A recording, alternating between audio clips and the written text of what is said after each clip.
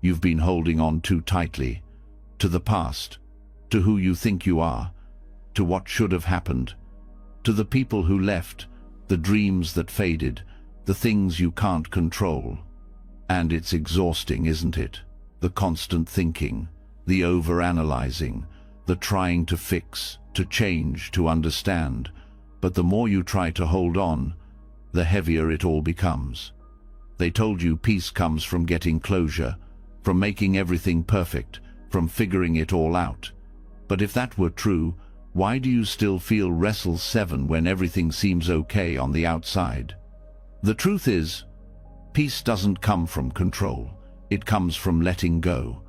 Letting go of the need to know, letting go of the tight grip on who you think you should be, letting go of the story playing on repeat in your mind. And Buddhist wisdom has been whispering this secret for over 500 years.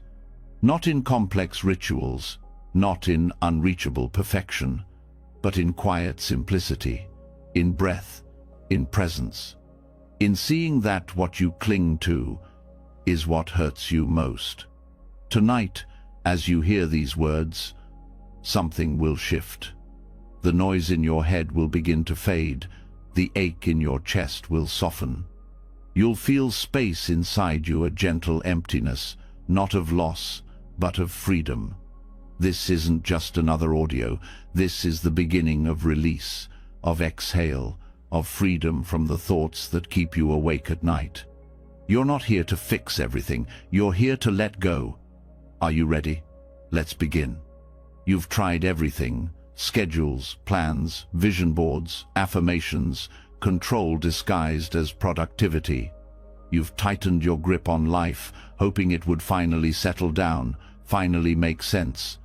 But something inside still feels tense, tired, as if no matter how much you organize or prepare, life keeps slipping between your fingers like water. And the more you try to hold it together, the more it breaks apart. You've been taught that control equals safety, that if you just try hard enough, plan smart enough, think fast enough, you can avoid pain, avoid mistakes, avoid the unknown. But deep down, a quiet truth lingers. Control was never yours to begin with.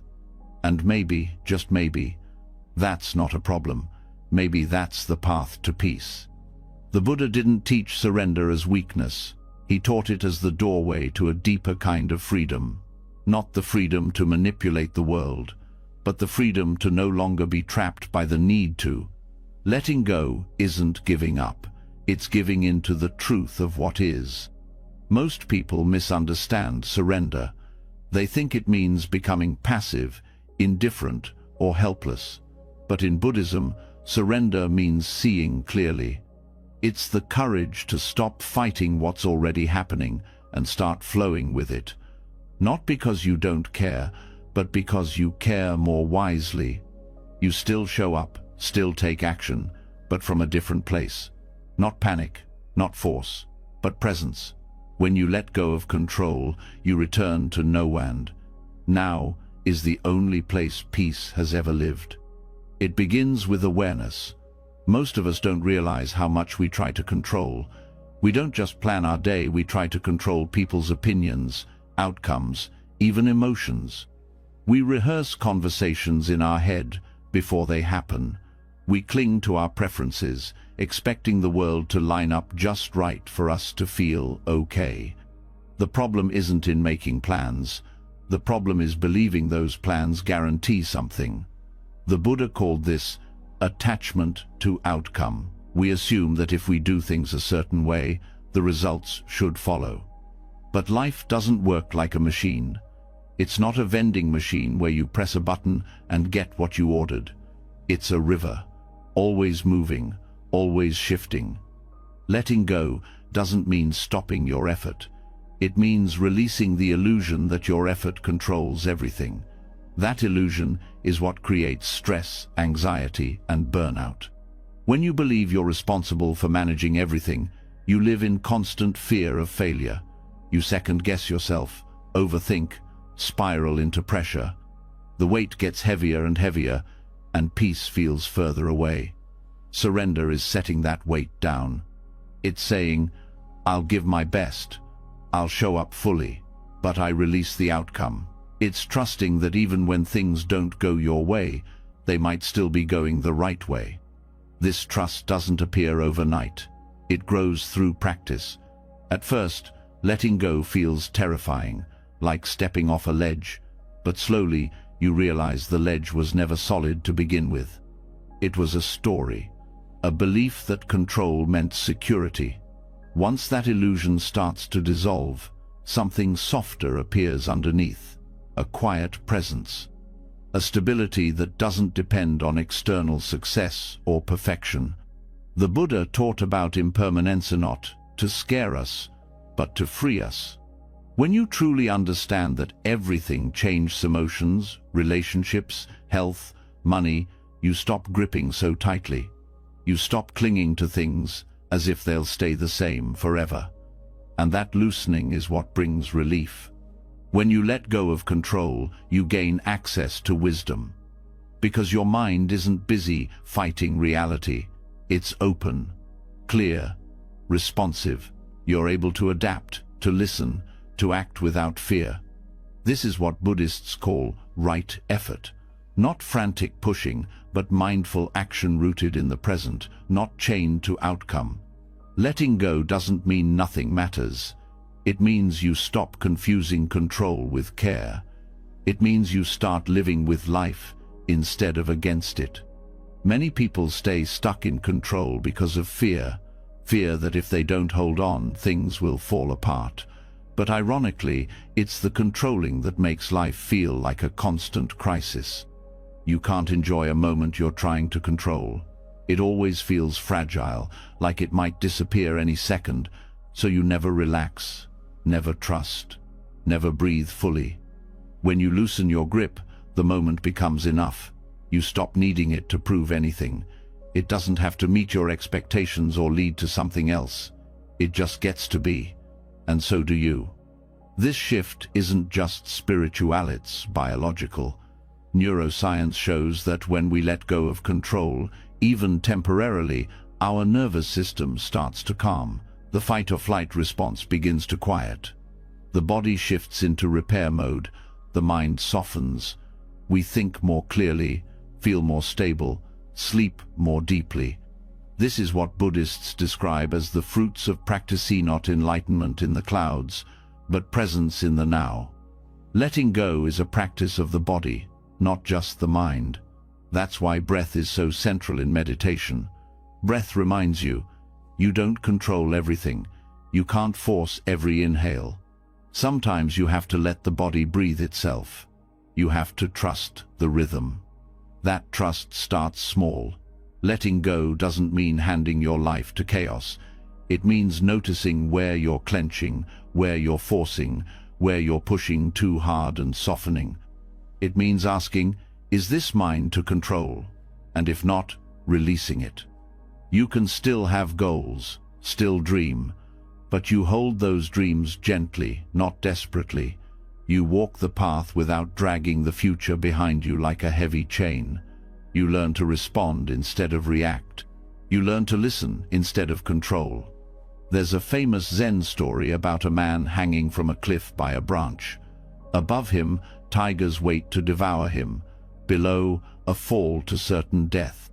As he hangs there, he notices a wild strawberry growing nearby. He reaches out with one hand and eats it, and it's the sweetest strawberry he's ever tasted. This is the power of letting go, not escaping danger or solving every problem, but being fully here anyway, savoring the sweetness even in uncertainty, feeling the moment, not resisting it. It's not a rejection of reality, it's a return to it. You stop trying to rearrange the world to fit your mind. Instead, you let your mind rest in the world as it is. And from there, you discover a kind of peace that doesn't depend on anything staying the same. Buddhist monks spend years training in this, but not because they're avoiding life, quite the opposite. They're learning to live fully with nothing clutched, nothing feared.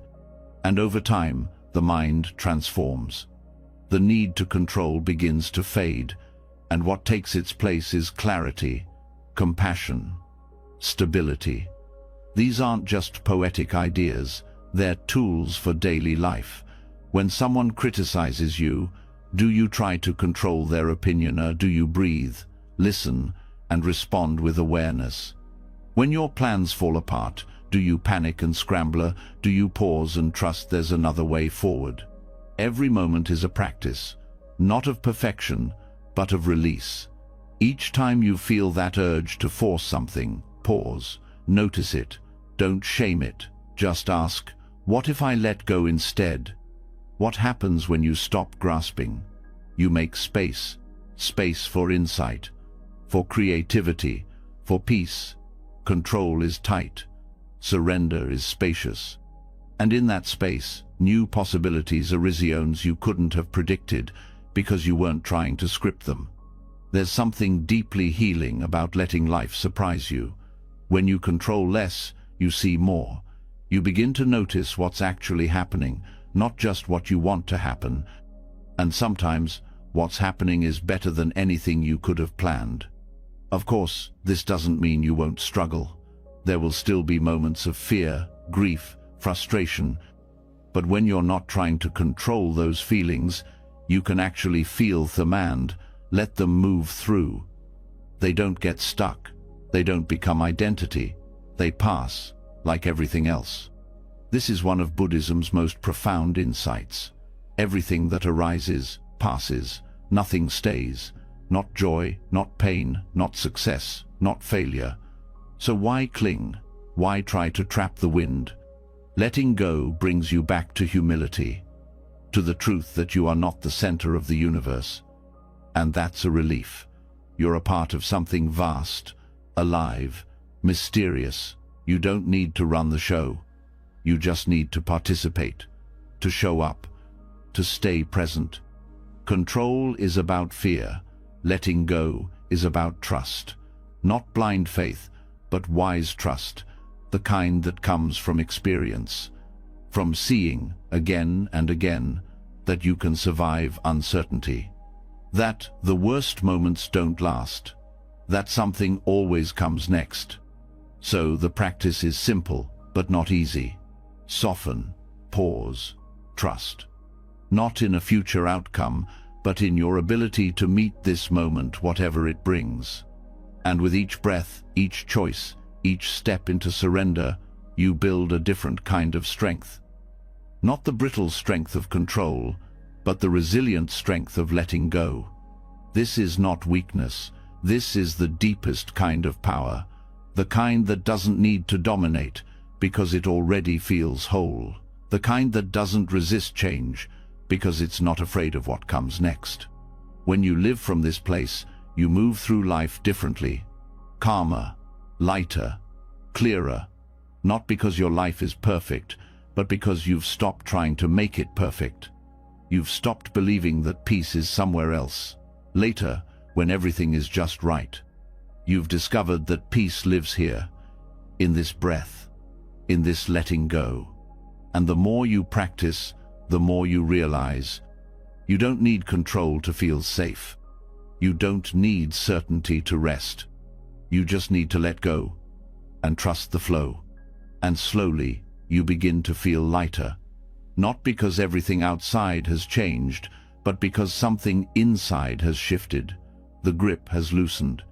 The urge to control, to fix, to predict it, softens. You stop holding your breath through life and finally exhale. But then something unexpected happens. Beneath the surface of control, another layer reveals itself, deeper, more subtle. The voice that says, "This is just how I am." The one that clings not to things or outcomes, but to identity, the labels, the roles, the story you've been telling yourself for so long that it feels like the truth. Who would you be without that story? We carry ideas about ourselves like armor, some given to us by others, some forged in pain, some mistaken for personality. I'm the strong one, the anxious one, the smart one, the broken one, the achiever, the victim, the good child, the black sheep. And we wear these labels so long, we forget we ever existed without them. But what if that version of you isn't as solid as it seems? Buddhism teaches that identity is not a fixed thing. It's not a statue carved in stone, but a pattern shaped by memory, reaction, emotion, habit. The self is a process, an ongoing flow. And the moment you try to freeze it, to hold it still, to define it, you suffer. Because life is fluid, but you're trying to stay still inside it. This clinging to identity is a hidden source of struggle. It whispers, "I shouldn't feel this way. I'm not that kind of person." It resists growth because growth threatens the idea of who you think you are. And it resists pain because pain threatens the illusion of control over that image. If you've always seen yourself as the reliable one, burnout becomes shame. If you believe you're weak, success becomes uncomfortable. If you identify as someone who never gets angry, anger turns into denial.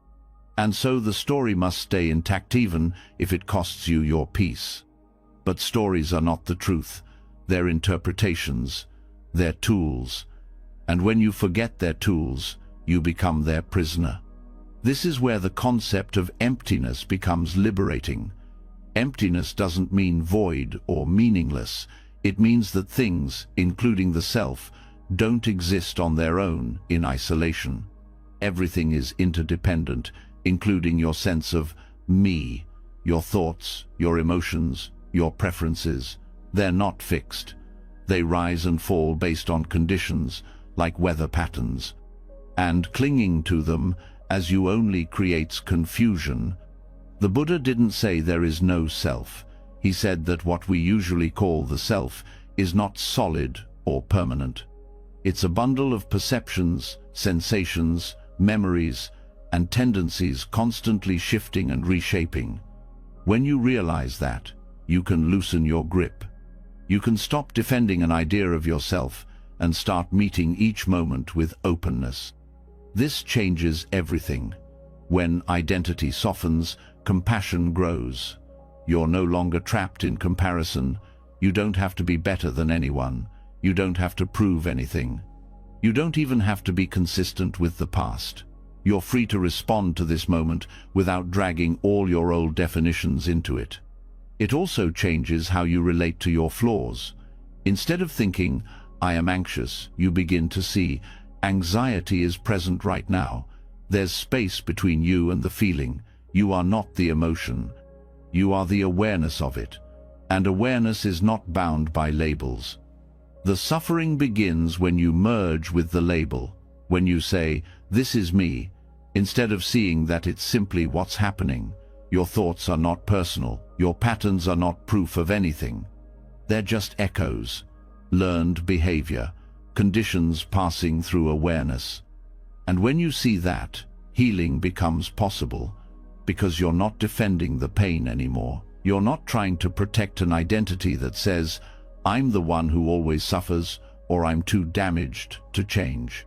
You're just watching, breathing, and letting the story unfold without clinging to it. This also brings humility. When identity is soft, you're not attached to being right. You can admit mistakes without collapsing. You can grow without guilt. You can meet others without needing to be above or below them, because you're not performing anymore. You're participating, showing up without pretending. This is why deep Buddhist practice often involves deconstructing the self. Not to erase it, but to loosen its grip, to free you from needing to be anything other than present. The more you examine the self, the more mysterious it becomes, and in that mystery is peace. We often resist this because identity feels like safety. It gives us a script, but safety built on false certainty is fragile. Real safety comes from flexibility, from being able to adapt, to evolve, to let go of who you were yesterday and make space for who you are now. This also shifts your relationship with shame. Shame thrives on fixed identity. It says, "You did something wrong, therefore you are wrong. But when the self is seen as fluid, action is just action. Mistakes are not definitions, they're teachers, lessons, impermanent, like everything else. This view also helps us relate to others with more ease. When you don't need to protect your identity, you don't need to attack anyone else's. You don't need them to agree, to approve, or to validate your story. You can meet people where they are, without demanding that they match your image of yourself. And when others project identities onto you, when they say you're too much or not enough, you don't have to internalize it. You can see it as their lens, not your truth, their perception, not your prison. It's not about being detached from life. It's about being unburdened by the constant effort to maintain a version of yourself that no longer fits, or never did. So many people spend their lives reinforcing an identity they don't even like because it's familiar. But familiarity isn't the same as freedom. Just because you've always felt anxious doesn't mean you are an anxious person. Just because you were told you're not good enough doesn't mean it's true. These beliefs are inherited, repeated, internalized, but not fixed. You can put them down, you can question them, you can watch them arise without believing them, and that's when something new begins to emerge. A better version of you, but a freer one. A self not built on definition, but on awareness, spacious, open, awake. In Zen practice, there's a phrase, "don't know mind." It's not ignorance, it's freedom from fixation. It's the willingness to meet each moment without needing to carry a label into it. You don't have to be wise or healed or impressive. You just have to be here, attentive, humble. This also frees your creativity. So often we silence ourselves with identity. I'm not the creative type. I'm not a leader. I don't do that kind of thing. But when those boundaries dissolve, possibility opens. You try new things, speak more honestly, live more fully. Not because you're trying to become someone else, but because you've stopped trying to stay small. Letting go of identity doesn't mean losing who you are. It means losing the tension of trying to be who you are all the time. It means dropping the mask so you can finally breathe. And it allows for joy, spontaneity, wonder. When you're not boxed in by roles and definitions, the world becomes a playground. You're not trying to impress anyone, not even yourself. You're just living, connected, awake. Even suffering changes when identity softens. Pain becomes less personal. You feel it fully, but you don't make it a story about who you are. And because of that, it passes more cleanly, without residue. This is where meditation becomes such a powerful tool. In silence, the self becomes transparent. You see thoughts come and go. You watch feelings rise and fall. And the more you watch, the more you realize, you are not these movements. You are the space they pass through. And that space has no label. You are not your resume. You are not your trauma. You are not your mistakes or your talents or your roles. You are not your best moment or your worst day. You are the awareness in which all of these things arise and fall away. The more you trust this, the less afraid you become. Because if identity is empty, failure can't define you, judgment can't shrink you, and no experience can make you less whole. This doesn't mean you stop caring, it means you stop identifying. You live fully, love deeply, give generously, but without needing to make it about you. And in that space, your actions become clearer. You give because giving matters. You speak because truth matters. Not because you're trying to be someone. This is what makes Buddhist wisdom so liberating. It doesn't ask you to become something. It invites you to let go of who you think you have to be, so that what's true can reveal itself. And what's true is always here, always now, always changing. You're not a finished product. You're not a brand. You're not a fixed point. You are a living process. a mystery unfolding, and the more gently you hold that, the more peace you'll find in being. Not because you've figured yourself out, but because you've stopped needing to. You're not here to perfect an identity. You're here to remember what you are beneath it, empty and free. And once you no longer hold your identity like a weapon or a shield, something inside begins to soften. You feel space where tension used to live. The pressure to defend, to perform, to be consistent fades. But just as the grip on identity starts to loosen, another kind of weight rises from below, older, heavier, not who you think you are, but what has happened to you, the stories buried in your memory, the emotions stored in silence, the moments you wish never happened, and the ones you replay over and over again. Some wounds don't leave marks on the body, but they live in the mind like shadows. They shape the tone of your thoughts. They tighten your chest. They color the way you see others, and more painfully, the way you see yourself. You may not even notice it at first, but the past is not gone. It lingers. It speaks quietly, but often. And without knowing it, you keep reacting to life through it. Buddhism doesn't ask you to forget the past. It doesn't ask you to pretend that pain didn't happen. Instead, it invites you to change your relationship to it. To see the past clearly, but not carry it as punishment. To let memory be a teacher, not a jailer. To realize that karma is not fate's cause and effects can change when your awareness changes. Karma is often misunderstood. Many believe it means you get what you deserve. But this view is too narrow and often too harsh. In Buddhist teaching, karma refers to the actions of body, speech, and mind and their consequences. But karma is not fixed, it is fluid. You're not stuck in one storyline forever. You are not doomed to repeat the past if you bring light to it. Karma continues, yes, but so does the possibility of healing it. When you carry unresolved pain, you act from it, not because you want to, but because your system is still shaped by it. Your nervous system becomes trained to expect danger. Your mind becomes trained to defend. Your heart becomes hesitant to open. But these patterns are not you. They are responses, natural ones, conditioned by the past. And conditioning can be softened. The first step is awareness. You can't rewrite the story until you can see the story. You need to notice where your thoughts return when things go quiet, where the emotion rises without warning, where the same reaction repeats even when the situation is new. These are signals from the past, echoing in the present, and once you see them clearly, you can begin to choose differently. Buddhist practice offers tools for this work.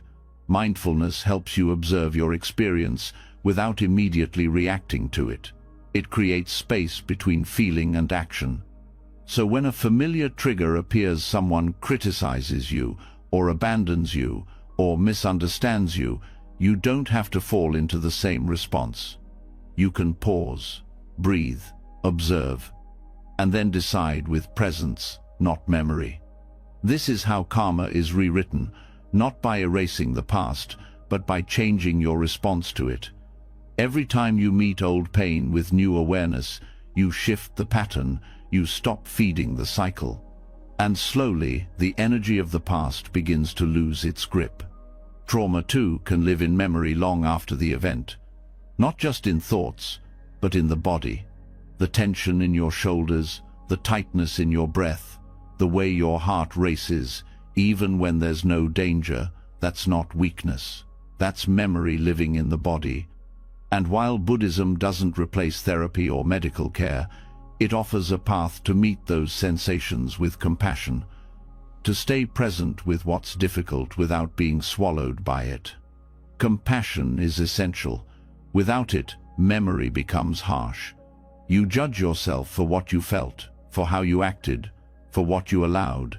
But judgment only tightens the wound. Compassion, on the other hand, creates space for truth to enter. It doesn't excuse harm, but it understands that pain changes behavior, and that everyone, including you, is doing their best with the awareness they have. Through loving kindness practice, you can begin to send warmth toward parts of yourself that were hurt. The younger self, the confused self, the angry, scared, or silent self. These parts are not your enemy. They are fragments of your experience, waiting to be held, not to be fixed, just to be seen with kindness. And when that happens, they begin to soften.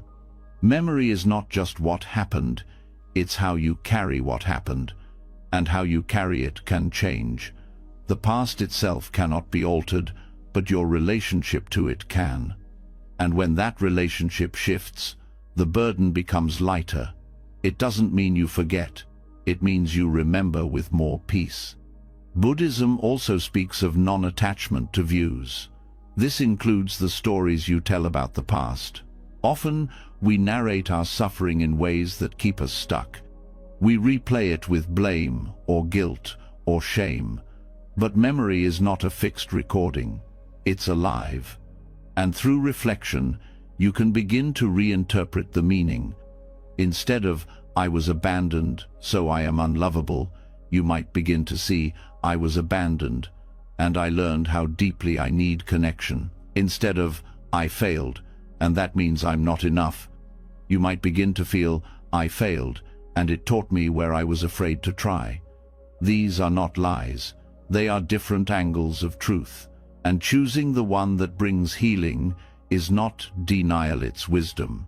The Buddha once said, "With our thoughts, we make the world."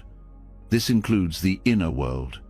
If your thoughts about the past are soaked in bitterness, fear, or regret, your present becomes shaped by that.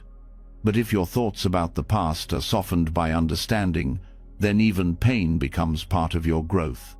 This is not about toxic positivity. It's not pretending that harm didn't hurt. It's about reclaiming your power to choose what meaning you give to the past, because the story is not over, and your awareness is the pen.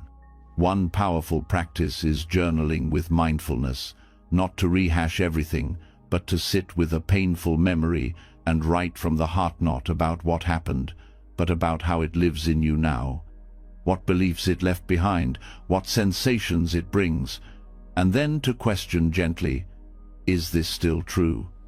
Is this still needed? Many people carry pain that was never witnessed. Sometimes, simply acknowledging it brings release. You might find that speaking it aloud in meditation or writing it without filter starts to loosen its hold. The past doesn't just want to be buried. It wants to be known, to be honored, and then to be allowed to move on. Some karmic patterns run deep. You might notice the same type of relationships, the same internal criticisms, the same fears of being seen or left or judged. These are not flaws, they are repetitions. And what repeats can be met with presence, over and over, until it no longer controls you. Each time you catch yourself reacting from an old wound and choose stillness instead, something rewires. Each time you speak with gentleness when the old voice says to shut down, something heals. You are not reliving the past, you are reshaping it. This is why Buddhist practice emphasizes patience. Change happens, but slowly. Patterns don't vanish in one moment of insight. They dissolve over time through awareness, kindness, and repetition. That's not failure. That's how the nervous system learns to feel safe again. Forgiveness can also play a role, not as a demand, but as a release. Forgiveness doesn't mean approval of harm. It means no longer letting that harm define you. It means freeing yourself from carrying what isn't yours. Sometimes that forgiveness is for others. Sometimes it's for yourself. Often it's both. You also learn to trust the intelligence of pain. It's not random. It's trying to show you where attention is needed, not to dwell, but to heal. Pain that's avoided persists. Pain that's met with clarity begins to shift, not instantly, but faithfully. Some past experiences will remain raw. That's okay. Healing is not erasure, it's integration.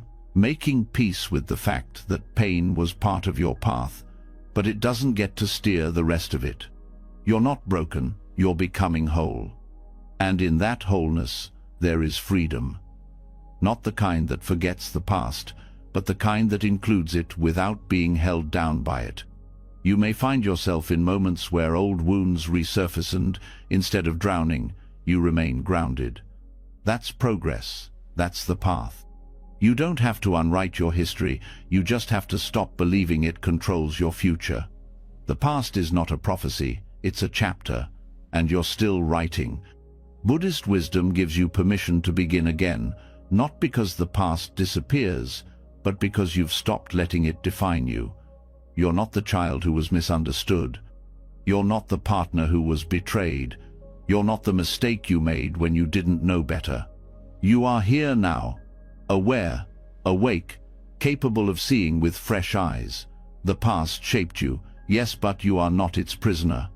So you pause, breathe, and unclench. Not to forget, not to erase, but to walk forward, finally free. And once you begin to see the past with new eyes, not as a trap, but as a teacher, you start to feel something unexpected. The sharp edges begin to dull. The grip around old memories loosens. There is movement where there used to be resistance. But just when it seems like healing is near, something deeper pulls you back. A heaviness, a strange comfort in the familiar ache. A quiet refusal to let go completely. The past no longer owns you, yet part of you still clings to the pain. And here lies a more subtle layer that few notice, but many live in. The attachment to suffering. It may sound strange at first. Who would want to suffer? Who would hold on to pain by choice? But Buddhism teaches that suffering is not only something that happens to us, it's also something we participate in, often unconsciously. When we become familiar with pain, it starts to feel safe. Not because it's good, but because it's known. Healing asks us to step into the unknown, and that for many feels more frightening than staying hurt. Pain creates identity. It tells a story. It gives the mind something to hold on to. When you've lived with sadness, fear, or guilt for long enough, those feelings start to feel like home. And even if you're miserable there, the idea of leaving can feel disorienting. Who would you be without your suffering? What would fill that space? This is the paradox. Healing is not always blocked by pain itself, but by the fear of what comes after it. The fear of losing the story, the familiarity, even the attention that suffering brings. Some part of the mind resists peace, not because it doesn't want it, but because peace feels unfamiliar. This is where mindfulness becomes essential. Without awareness, resistance hides in plain sight. You might think you're trying to heal, but sabotage your efforts with distraction, self-judgment, or avoidance. You might start the path with good intentions, only to fall back into patterns that keep pain alive. Not because you're weak, but because the part of you that's in pain is still trying to feel safe. Mindfulness reveals this with clarity, not blame. It lets you see when you're feeding a story that no longer serves you. It shows you when you're choosing to relive a wound because it gives you a sense of control. There's no shame in this. It's human. But the moment you see it clearly, you also gain the power to stop. The practice is not to shame yourself for being stuck, it's to sit with the stuckness, to feel the fear that says, if I let this go, I won't know who I am. To meet it gently, to breathe through it, and to remind yourself, you are more than your pain. Sometimes we hold on to suffering because it justifies other behaviors. If you're always hurting, then isolating, snapping at others, or not trying can feel understandable. The pain becomes a permission slip to not engage fully with life. But over time, this way of living shrinks you. It turns life into a series of defenses. And mindfulness slowly breaks those walls, not with force, but with truth. You notice the moment you tighten your chest to avoid feeling joy, the moment you distract yourself when calm starts to settle in. You begin to see the habits that keep you cycling back to discomfort, not because you love it, but because it feels like part of who you are. There is often grief in healing. Not just grief for what happened, but grief for what you must leave behind. And this includes the identity shaped by suffering. It includes the attention that pain may have brought, the sense of being special or deserving sympathy. These are not bad things, but they can anchor you to pain if you're not aware. Letting go of suffering doesn't mean you stop acknowledging it. It means you stop centering your life around it. You stop defining your worth by how much you've endured. You stop letting old wounds dictate what you believe is possible for you. You allow space for a new kind of life, one that isn't built on survival, but on presence. There's also the challenge of doubt. When pain has been with you for a long time, peace can feel suspicious, like it's temporary, like it doesn't belong to you. So you push it away before it can leave on its own. You tell yourself you're not ready, or you question the peace until it collapses. This is where Buddhist teachings about impermanence become helpful again. Peace, like everything else, comes and goes. But so does suffering. You don't need either to last forever. You just need to stop clinging, to stop chasing one or running from the other. Both will pass, and in the space between, you find freedom. Many also resist healing because it means taking responsibility, not for what happened, but for what happens next. As long as you stay hurt, you can point backward. You can avoid stepping into your power. But healing calls you into agency.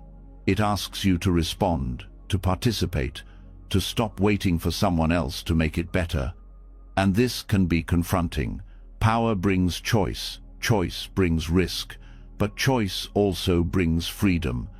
And mindfulness helps you use that power wisely, not to control, but to care. To meet each moment with honesty, and to choose what supports your well-being, not what keeps you safely stuck. Another hidden layer of attachment to suffering is moral identity. Sometimes we believe our pain makes us good, that being hurt makes us deep, or wise, or worthy of love. But these qualities don't require suffering. You can be deep without drowning, wise without brokenness, kind without carrying the world's weight. The path is not about removing pain, it's about no longer needing it to feel real, to feel worthy, to feel loved. Pain will still arise, life will still bring challenges, but you'll stop using it to build your identity. There's also the subtle belief that healing is betrayal, that if you stop suffering, you're minimizing what happened, that you're letting someone off the hook. But forgiveness, like healing, is not for them, it's for you. You can acknowledge pain fully and still choose not to be defined by it. That is not betrayal, that is liberation. Buddhism teaches that clinging is the root of suffering. And yes, that includes clinging to suffering itself. The more we identify with pain, the more we suffer when it shifts, because even our sadness feels like something we're afraid to lose. But freedom lies in letting it move, in not needing to suffer to feel alive. Mindfulness helps because it brings the present into focus. When you are fully here, the past loosens, the drama softens. You stop needing to carry old pain like armor. You sit, you breathe. You notice your thoughts, but don't merge with them. And over time, you begin to trust that you are okay, even without the suffering that once felt like home. This doesn't happen all at once. There will be days when the pain calls you back, when the comfort of the familiar feels safer than the openness of peace. But awareness gives you the power to choose again. You can see the pull and say no. You can feel the fear and stay anyway. You can notice the sabotage and respond with care. One of the most powerful acts of healing is allowing joy. Not because you're ignoring pain, but because you're not only pain, you're still here, still breathing, still capable of love, creativity, stillness. And when you begin to let joy back in, the attachment to suffering starts to loosen on its own. You're not here to repeat old pain forever. You're here to notice it, learn from it, and move through it. And yes, part of you may resist that. That's okay. Just see it. Sit with it. Let it speak, but don't let it lead. Healing is not a finish line. It's a relationship. A choice you keep making. Each time you soften toward yourself. Each time you step away from the story that says pain is your only truth. Each time you let go, not because you're over it, but because you're ready for more. There is nothing noble about staying in pain longer than you need to. You do not have to suffer endlessly to prove you were hurt. You do not need to stay broken to be lovable. You are allowed to heal. You are allowed to release. You are allowed to feel peace, even if no one apologized, even if no one understood, even if you don't know what comes next. Suffering may have shaped you, but it does not have to hold you. And the moment you stop feeding it, something else begins to grow. A version of you that is not built on wounds but on awareness, on care, on choice. So take a breath, not because everything is fixed, but because you are allowed to feel something other than pain. Let the weight fall away, not in denial, but in truth. You were never meant to carry it forever. You were meant to outgrow it. And now, you are. And when you begin to loosen your grip on suffering, not just the pain itself, but the identity that grew from it, something inside feels less tangled.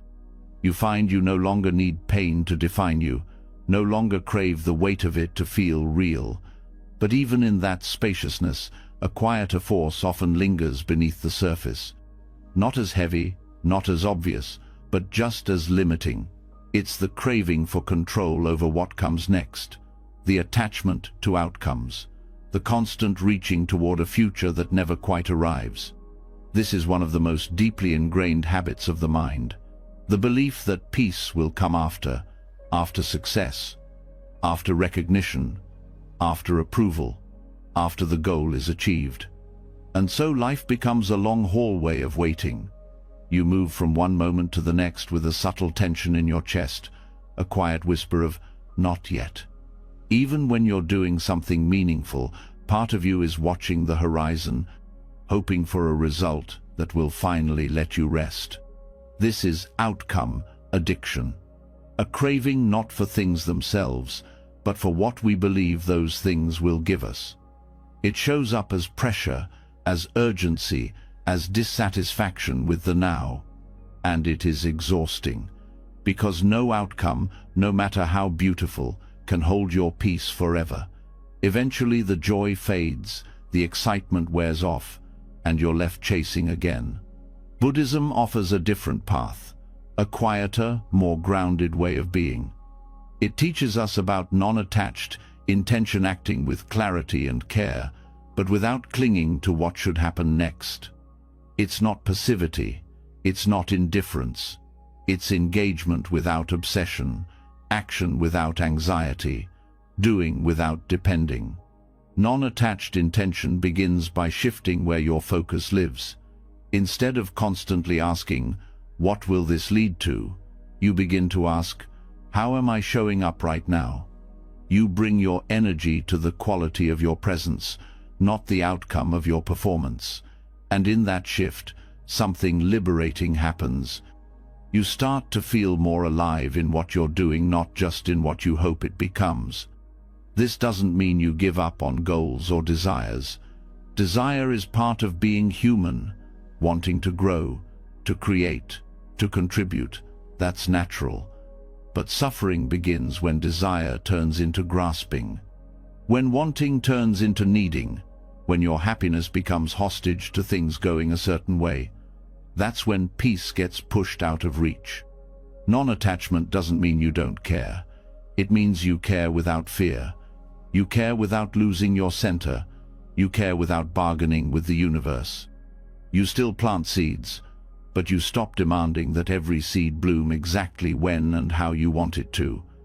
You trust the process, you trust the timing, and most importantly, you stay rooted in the moment instead of running ahead in your mind. This approach transforms how you work, how you love, how you grow. In work, it means giving your best without burning out to prove your worth. In relationships, it means showing up fully without manipulating someone into being who you need them to be. In your growth, it means practicing, evolving, exploring without punishing yourself for not arriving fast enough. You also begin to notice how often the mind spins stories about the future. If this happens, then I'll be happy. If it doesn't work out, I'll fall apart. These thoughts are not truth, they're habits. And mindfulness helps you see them clearly. You watch the craving for guarantees. You notice the fear of failure. And instead of obeying those voices, you return to now. Outcome attachment is rooted in the illusion of control. The belief that if you try hard enough, stress enough, prepare enough, you can force the future into your shape. But the future isn't a machine. It's a living, breathing unfolding. And the more you try to grip it, the more it slips through your hands. Letting go of outcome doesn't mean you stop dreaming. It means you stop outsourcing your peace to the dream. You begin to ask deeper questions. Not, will this work out, but, is this aligned with my values? Not, what do I get from this, but, who am I becoming through this? And in asking better questions, you live a better life. There's also a freedom in knowing that outcomes are never fully in your hands. You can influence, you can shape, but you cannot guarantee. There are too many variables, too many moving parts. And once you accept that, you stop trying to bend the world to your will. You start dancing with it instead. This mindset also builds resilience, because when things don't go your way, you don't collapse. You don't see failure as a verdict on your worth. You see it as part of the process, part of the learning. You make space for detours, for surprises, even for disappointment. And in that space, you stay calm, you stay grounded. Mindfulness supports this shift deeply. Every time you bring your attention back to the breath, you're practicing non-attachment. You're choosing presence over prediction. When thoughts about the future arise, you notice them. You don't chase them. You don't fight them. You just return, again and again. And through that repetition, your relationship with the future begins to change. You also start to discover joy in the process. Not just in the reward, you begin to taste the richness of effort, the beauty of small steps. You notice how a kind word feels just as meaningful as a grand achievement. How a quiet moment of clarity can feel more fulfilling than a public success. Because your joy is no longer delayed. It's here, available. There's a quiet confidence that grows from this, a sense of inner safety. Because your well-being is no longer at the mercy of things going perfectly, you carry it with you. Not because everything is certain, but because you've stopped needing certainty to feel okay. This changes how you relate to others as well. When you're not obsessed with outcomes, you stop trying to control people. You stop needing them to behave a certain way to validate your choices. You stop using them as mirrors for your success. You begin to honor their journey as separate from yours. And that brings peace into connection. In Buddhism, this way of living is supported by the Eightfold Path, especially the practice of right effort and right intention. Right effort is not about pushing, it's about balance. Energy rooted in compassion, not desperation. Right intention is about acting from wisdom, not ego. When you act from these places, you can release the need to control what happens next. There's also a letting go of entitlement. Outcome addiction is often tied to the belief that certain results are owed to you if you try hard enough. But life doesn't work on transactions. It works on interconnection. Your effort matters, but so do timing, causes, and the efforts of others. When you release entitlement, you make room for gratitude, for humility, for grace. This doesn't mean you don't feel disappointment. You do, but you meet it gently. You don't let it harden you. You don't turn it into a personal failure. You let it be what it is, a feeling. You feel it fully, and then you move forward with care. Non-attached intention also strengthens your integrity. When you're not fixated on results, you're more likely to act in alignment with your values, even when it's hard, because you're not chasing shortcuts. You're not manipulating outcomes. You're choosing what feels true, even if it's slower, quieter, or less impressive to others. You begin to trust yourself more, not because you always succeed, but because you know you're showing up with clarity, with presence, with heart. And that trust becomes a foundation, a home you can return to no matter what life brings. This is not about giving up on change. It's about letting go of the illusion that you must suffer your way into transformation. You can grow without grinding yourself into exhaustion. You can dream without clinging. You can strive without needing the end to justify the path. And maybe, in letting go of outcomes, you open the door to outcomes that are even better than what you imagined. Because you're not limiting yourself to one version of success. You're open to life's intelligence, to the wisdom of not knowing. You stop needing guarantees. You stop needing validation. You start trusting the rhythm, showing up with full presence, and letting go of what you thought it had to lead to. That is the quiet power of non-attached intention.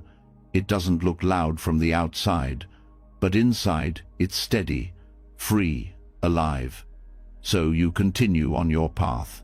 You keep planting seeds, watering them, nurturing them, and instead of standing over them, demanding they bloom on your schedule, you step back, breathe, and let them grow in their own time. And in that spaciousness, you find peace. You find freedom. You find yourself. And when the grip around outcomes loosens, life begins to breathe again. You no longer chase every moment for what it might become.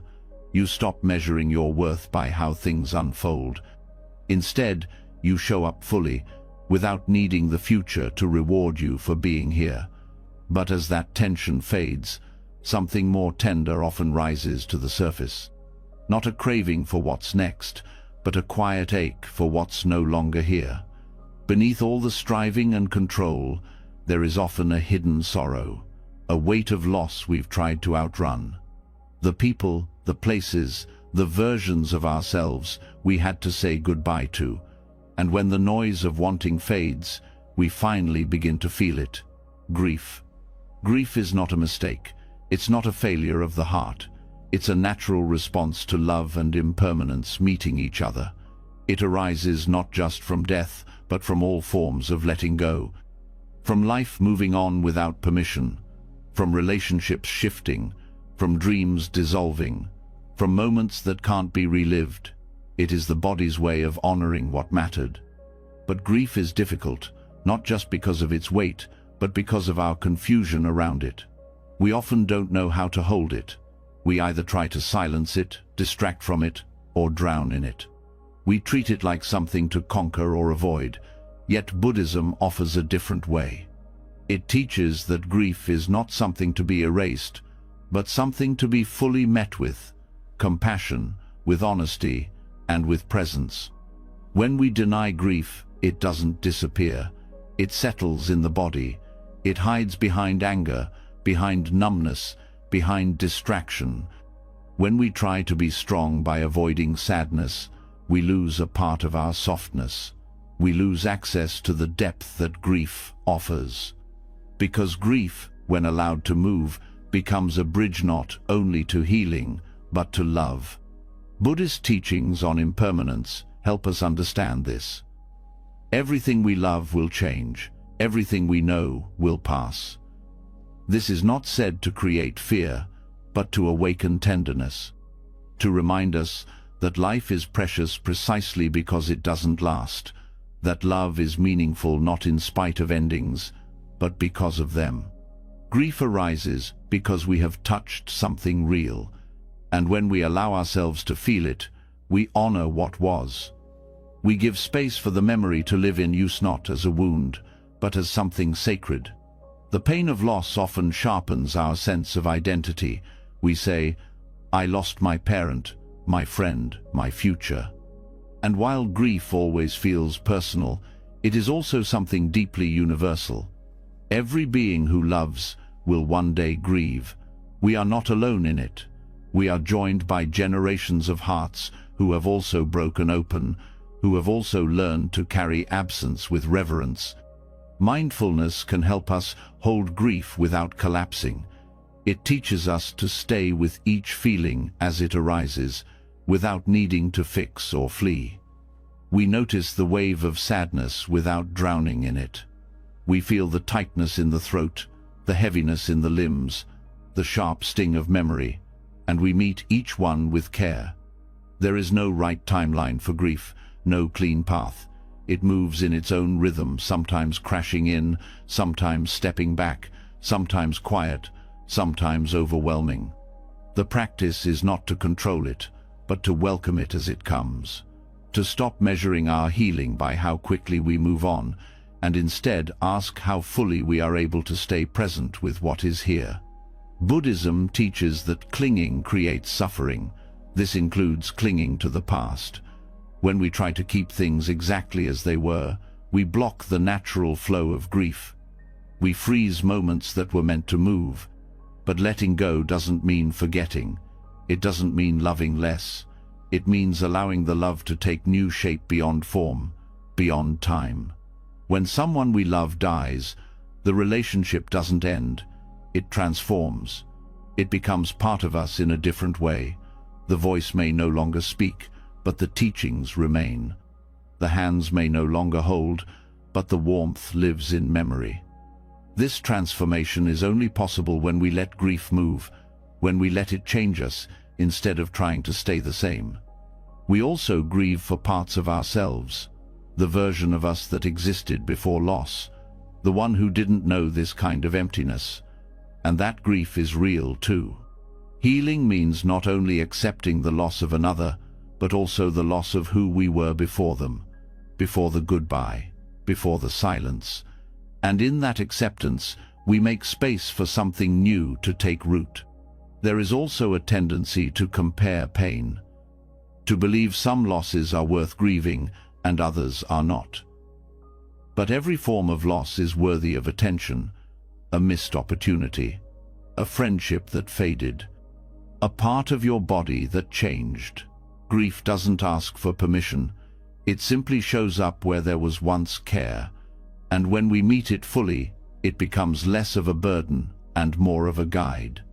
One of the powerful shifts that occurs through Buddhist insight is recognizing that grief is not separate from love. It is love, enduring beyond form.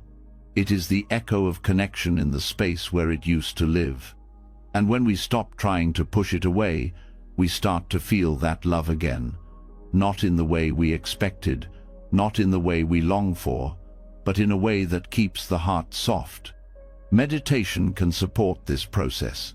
Sitting with grief, not thinking about it, but feeling it directly, without narrative, without defense, allows it to move. Even tears, when welcomed, become medicine. The body knows how to release. We just need to give it the silence to do so.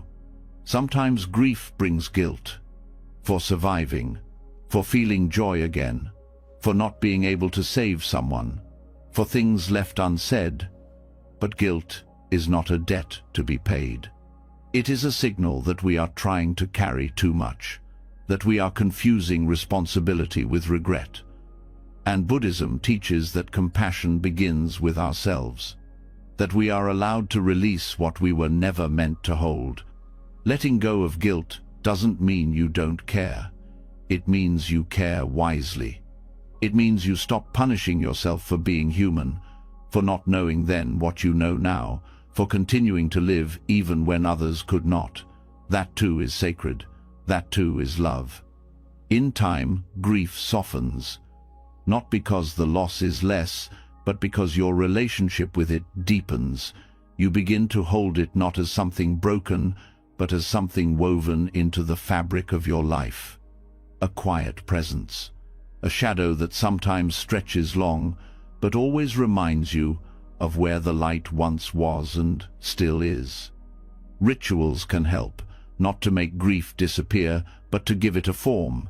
Lighting a candle, writing a letter, speaking aloud to someone no longer here, creating a space where the heart can speak without fear, where the memories can breathe without needing to be resolved. There is also wisdom in not rushing to explain grief, not trying to make it poetic or profound. Sometimes it's just a deep, aching silence, and that too is holy. Not everything needs to be turned into insight right away. Some truths arrive slowly, over years, through the quiet patience of not turning away. Grief teaches us that presence is the most precious thing we have, that nothing can be taken for granted, that love is not about holding tightly, but about being here fully. And the more we live with that understanding, the more gently we move through the world. We start to listen more, to pause more, to look into someone's eyes and really see them, because we know how quickly it can all change, and that knowing is not only sorrow, it is beauty. The kind of beauty that aches because it is real.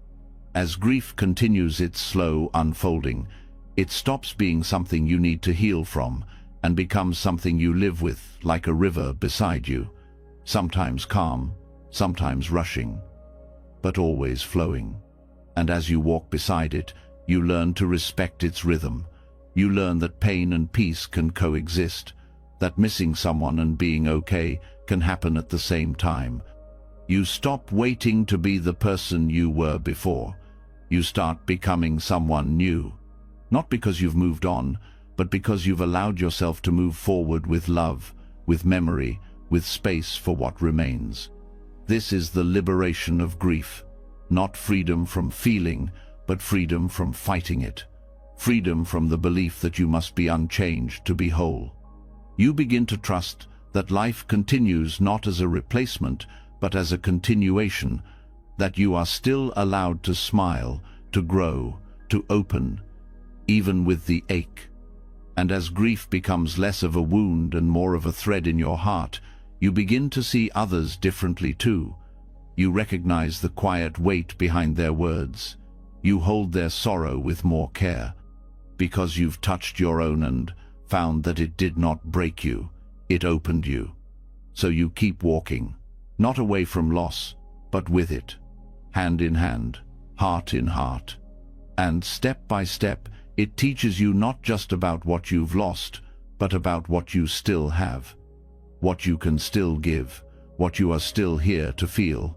And in that feeling, life begins again, not as it was, but as it is now, honest, whole, and deeply alive.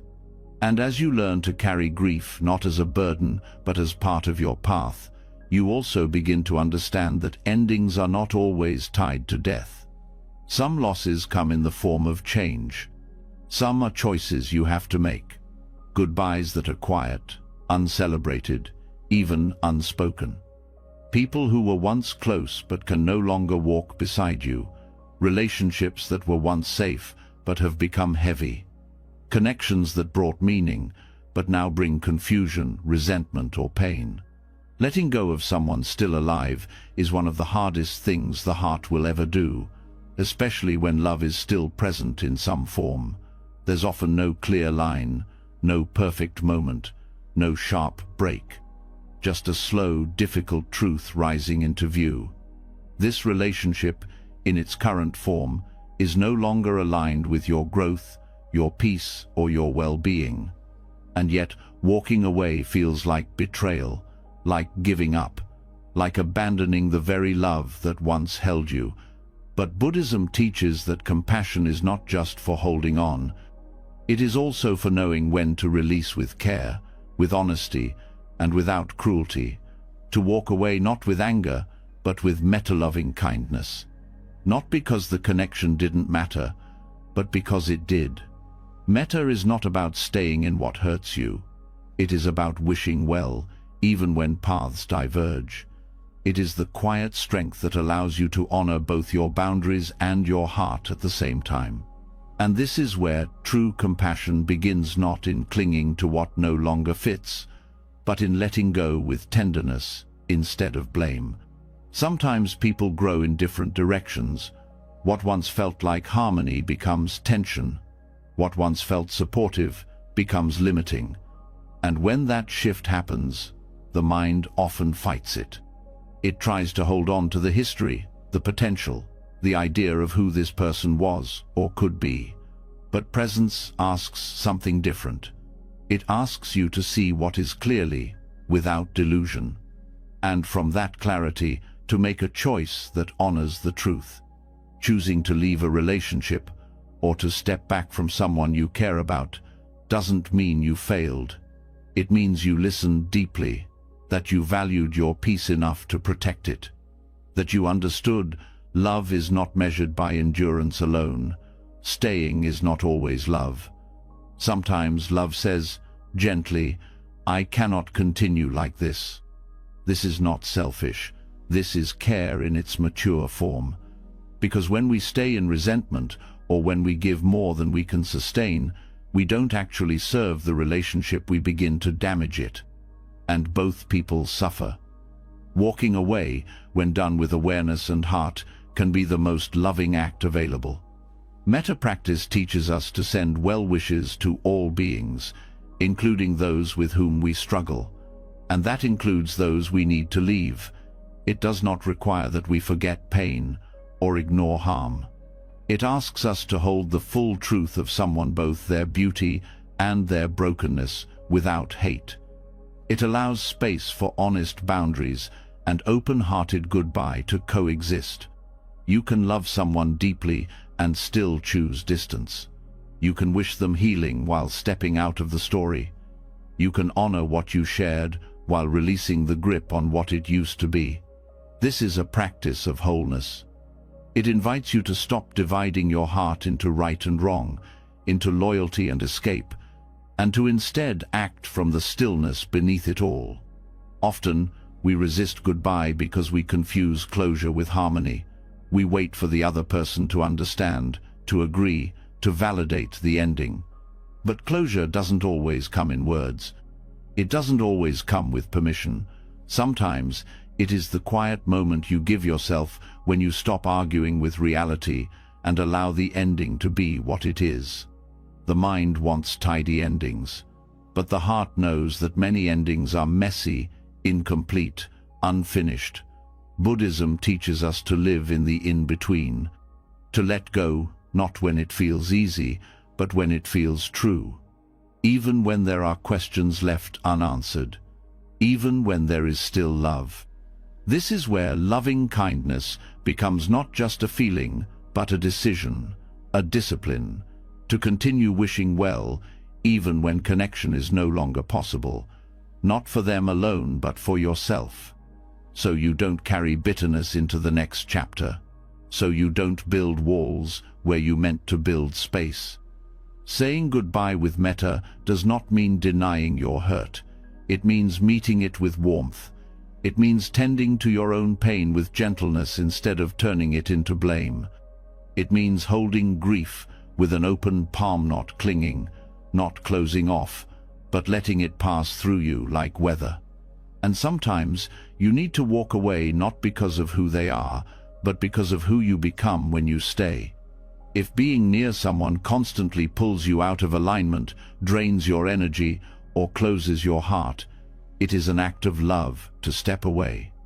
Because your presence matters, your peace matters. Your inner balance is not optional, it is sacred. This becomes clearer the more you practice mindfulness. You begin to feel the subtle shifts in your energy when you are around certain people. You notice how some relationships expand you, while others contract you. And from that noticing, you can make decisions not from impulse or resentment, but from wisdom. There's also a gentleness required here. Endings are not always dramatic.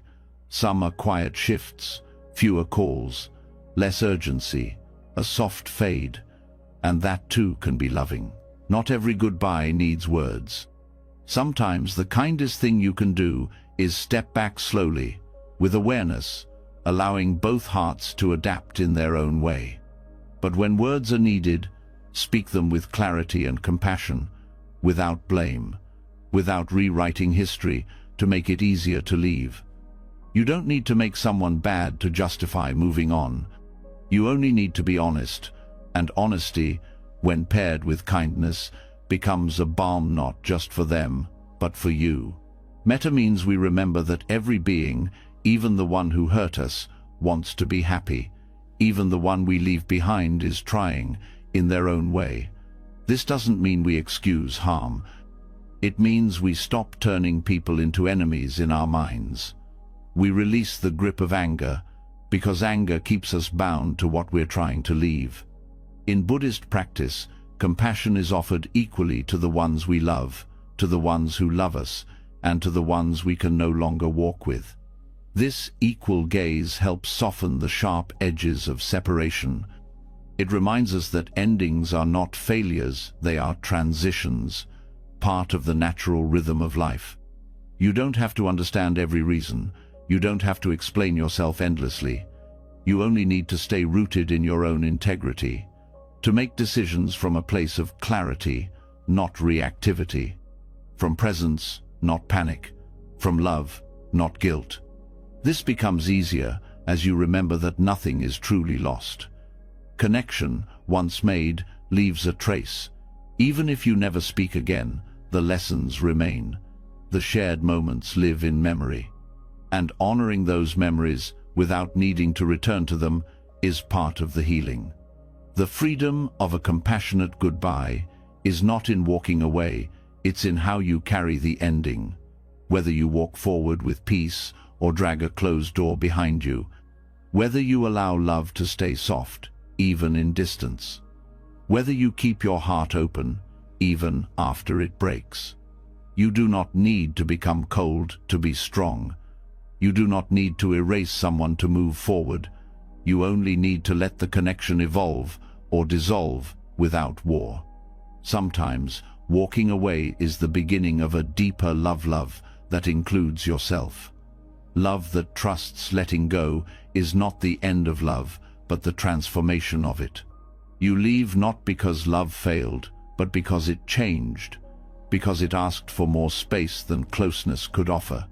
And in that space, you plant something new, not right away, not as distraction, but eventually a new beginning, shaped by the compassion with which you ended the last. This is the heart of metta in action. It is easy to wish well when things are simple. It is harder and more powerful to wish well when things are ending. To say, "Thank you, I release you. I carry the good, I let go of the pain, and I walk forward, with kindness still intact." This is not forgetting. It is remembering differently. It is choosing not to shrink your heart to match the ending, but to keep it open, alive, free. Because when you walk away with love, you leave room for love to return, perhaps not in the same form, but in a new one that begins not in longing, but in peace. And when you learn to walk away with kindness, when you allow the ending of a connection without closing your heart, a new kind of stillness begins to grow inside you. But in that quiet space, a different voice often starts to speak on that doesn't come from others, but from within. It does not scream, yet it's loud. It does not protect, yet it pretends to. It judges, compares, corrects, and never seems satisfied. This is the voice of the inner critic, the part of you that whispers that you're not enough, not worthy, not doing it right. Even when everything around you is peaceful, even when others speak kindly to you, this voice can turn simple moments into battles. It questions your every move. It makes silence uncomfortable. It interrupts presence with self-doubt. It turns effort into pressure and reflection into shame. This voice often sounds reasonable. It uses the language of self-improvement, pretending it's helping you grow. It says, "You should be better by now," or "Why did you say that?" or "That wasn't good enough." But underneath every statement is the same core message: you are not okay as you are. Buddhism teaches that this voice is not the truth. It's not your wisdom. It's not your intuition. It's a mental habit formed by old conditioning, shaped by fear, reinforced by repetition. And most importantly, it can be released. But not through more judgment, not through fighting it, not through trying to prove it wrong. It softens through awareness, through silence, through letting go. The inner critic thrives on comparison. It feeds on measuring yourself against others or against some imagined version of perfection. It keeps your mind trapped in future anxiety and past regret. But the present moment, when entered, fully has no room for judgment. It simply holds what is, and in that holding, self-worth can begin to return. The practice of equanimity is central here. Equanimity is the quality of balance, of inner steadiness, of not being thrown off by praise or blame. It is what allows you to stay grounded whether someone is lifting you up or tearing you down. But it also applies internally. It helps you meet your own thoughts without letting them define you, especially the harsh ones. When the mind says, "I failed," equanimity answers, "This too is part of the path." When the voice says, "You'll never change," equanimity says, "Growth is not linear." It brings a calm truth that is neither flattery nor attack, just presence, just what's here. This presence is strengthened through meditation, not because meditation makes your thoughts disappear, but because it teaches you to watch them without being pulled in. Over time, you begin to notice the patterns, the tone, the repetition. You begin to hear the voice of the inner critic without believing it, without needing to obey. And the more space you put between awareness and thought, the less control that voice has. It may still speak, but it loses its grip. You stop reacting. You stop collapsing under its weight. You hear it, and you return to breath, to now, to truth. Self-worth in Buddhism is not based on status, achievements, or image. It is rooted in your basic nature, what is sometimes called Buddha nature. This is the part of you that cannot be damaged by failure or enhanced by success. It is already whole, already complete. The inner critic cannot see this nature, but silence can. Silence creates a space where the harsh narrative cannot reach, not because you're avoiding it, but because you're no longer fueling it. In stillness, you begin to feel something deeper than judgment, something softer. A quiet knowing that you are enough, not because you are perfect, but because you are alive, because you are here. This is not about inflating your ego, it's about remembering who you are beneath it. The critic speaks from fear, but awareness speaks from wisdom, and wisdom doesn't shame you, it invites you to see clearly. It shows you where your habits cause pain, not to punish you, but to help you choose differently. There is also great freedom in no longer needing to believe every thought. The inner critic often pretends it is you, but you are not your thoughts. You are the awareness that notices them. And once you truly understand that, the critic begins to lose its power. You also stop looking to others to override that voice. When you let go of the need for external validation, you stop giving your inner critic fuel. You stop making your worth conditional on how others see you. And from that space, your actions become cleaner, more rooted. You do what is meaningful, not what earns praise.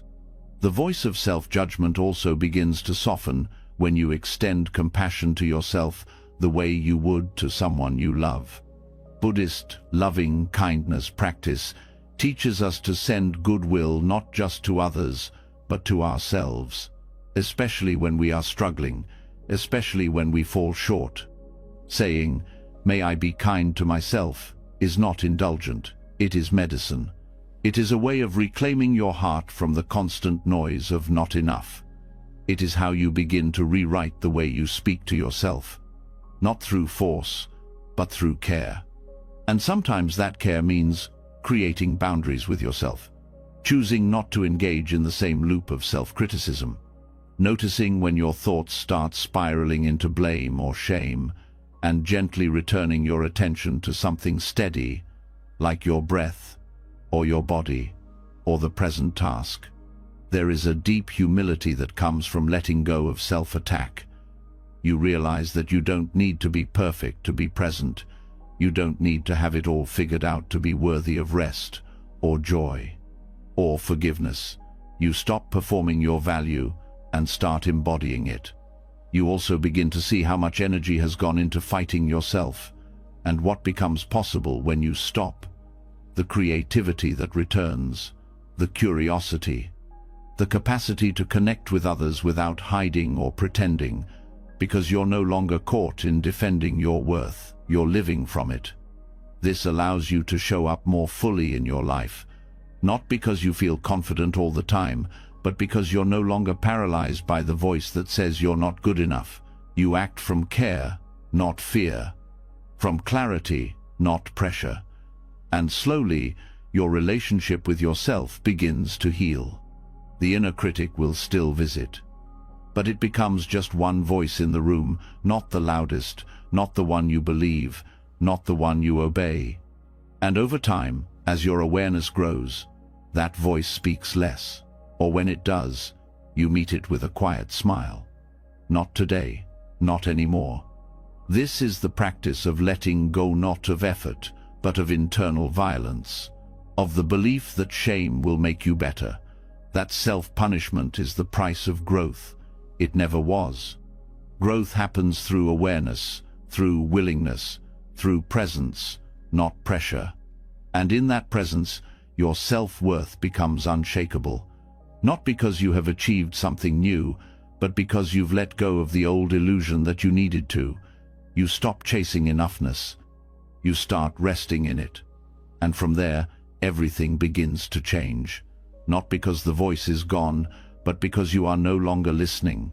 You are listening to something else now, something quieter, more real.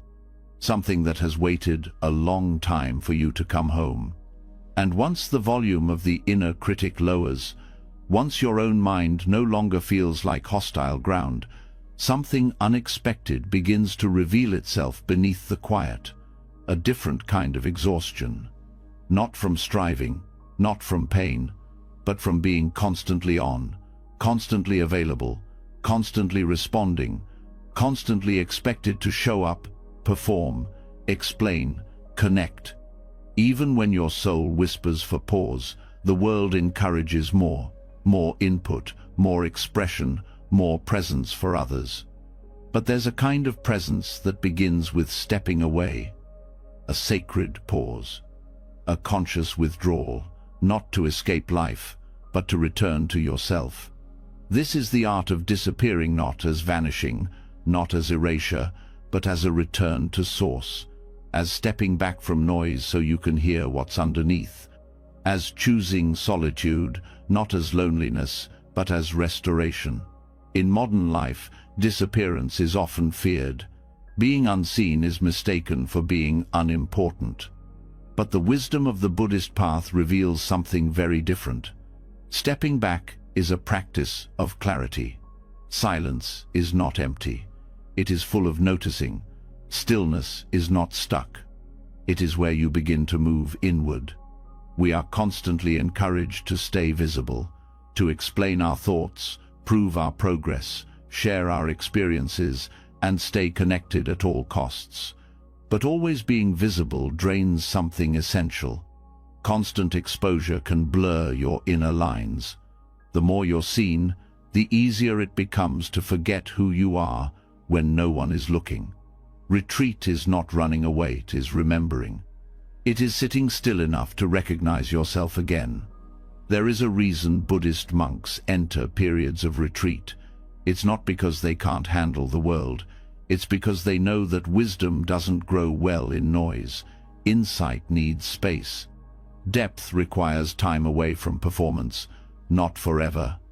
Just long enough to reset your system. Just long enough to hear your own breath without interruption. Withdrawal is misunderstood. People often equate it with weakness, isolation, or coldness. But mindful withdrawal is a conscious act of care. It's knowing when your energy is low, your mind is cluttered, your attention is scattered, and choosing to step out so you can come back whole. Not out of avoidance, but out of love. This practice helps you break the habit of overextending. It teaches you to stop giving more than you have, to stop confusing depletion with devotion. It reminds you that your soul requires privacy sometimes. That your peace is not something you owe to the public. It's something you cultivate internally, in spaces where no one needs anything from you. In the Buddhist tradition, silence is more than the absence of words. It is the space where truth ripens. When you step back from engagement, you begin to notice how much of your speech, thought, and energy is shaped by reaction. You stop filling space out of habit. You begin to discern what actually needs to be said and what was just noise. You also begin to see your own patterns more clearly. How often you reach for your phone when stillness feels uncomfortable. How quickly you agree to things before checking in with your body. How often your presence is scattered between tasks, roles, and identities. Withdrawal reveals these things not to shame you, but to wake you up. This is not a prescription to isolate. It's a reminder to balance, to know when you are slipping into fragmentation, and to catch yourself with grace. To disappear not from love, but for it. So you can return better able to connect. So your giving comes from fullness, not from exhaustion pretending to be care. Even brief moments of retreat can change your internal rhythm. A walk without your phone, an hour with no words, a day without updates. In those spaces, you reset your nervous system. You return your focus inward, where healing and insight have room to surface. This also creates healthier relationships. When you honor your need to step away, you stop resenting the people who need you. You stop expecting others to know when you're overwhelmed. You take responsibility for your own energy. You model what it means to value your own presence. Mindful withdrawal also teaches you how to say no with compassion. Not every call must be answered. Not every request must be fulfilled. Not every message needs a reply right away. Saying no to others is sometimes how you say yes to your own clarity, and you learn that absence, when chosen wisely, is not rejection, it's renewal. There's a spiritual maturity in knowing when to disappear, to retreat before burnout hits, to pause before your words lose meaning, to step back before frustration becomes bitterness. It's not about control. It's about rhythm, the inhale and the exhale of being. Buddhism speaks of renunciation not as a rejection of the world, but as a letting go of what disturbs peace. And sometimes what disturbs peace is overstimulation, overexposure, overconnection. The subtle but constant demand to be outward-facing. Retreat is a way of saying, I will return, but not before I return to myself. This return allows you to recalibrate your values. You begin to see more clearly what matters to you outside of social expectation, outside of pressure. You remember the sound of your own thoughts. You feel what your body has been holding. You realize how much you've been carrying without noticing. And from that place, your engagement becomes more intentional. You speak more honestly. You listen more deeply. You give from sincerity, not obligation. Your presence becomes rooted, not rushed. Mindful disappearance is also a way of resetting your relationship with time. Constant availability distorts your sense of pace. You begin to rush through tasks, through conversations, through emotions. But when you step away from the world's speed, you remember your own. You stop confusing urgency with importance. You slow down enough to feel what's real. Silence becomes a teacher. Stillness becomes a mirror. And in those moments of not needing to respond, you find answers that don't come through thinking, but through resting. This is not about becoming invisible. It's about choosing when and how to be seen. It's about protecting the sacred parts of you that get diluted when always exposed. It's about nurturing your internal space so that when you do return, you return with integrity. You begin to understand that not every absence is a loss. Some are offerings. Offerings to yourself, offerings to clarity, offerings to the parts of you that need space to grow without explanation. And over time, you stop feeling guilty for these pauses. You stop explaining your need for silence. You stop apologizing for protecting your peace. You start trusting that the people meant for you will understand. That your worth isn't tied to your availability. That your presence doesn't have to be constant to be valuable. This creates a deeper intimacy with life, with others, with yourself. Because when you re-enter from silence, you carry something rare. You carry the echo of listening, the residue of calm, the clarity that only comes from being unhooked from performance. You learn to honor not just the need to act, but the need to be still. Not just the need to express, but the need to absorb. You let your mind soften, your senses open, your thoughts settle. And what remains is presence diluted, not distracted, but full. The art of disappearing is not about absence for its own sake. It is about returning in alignment.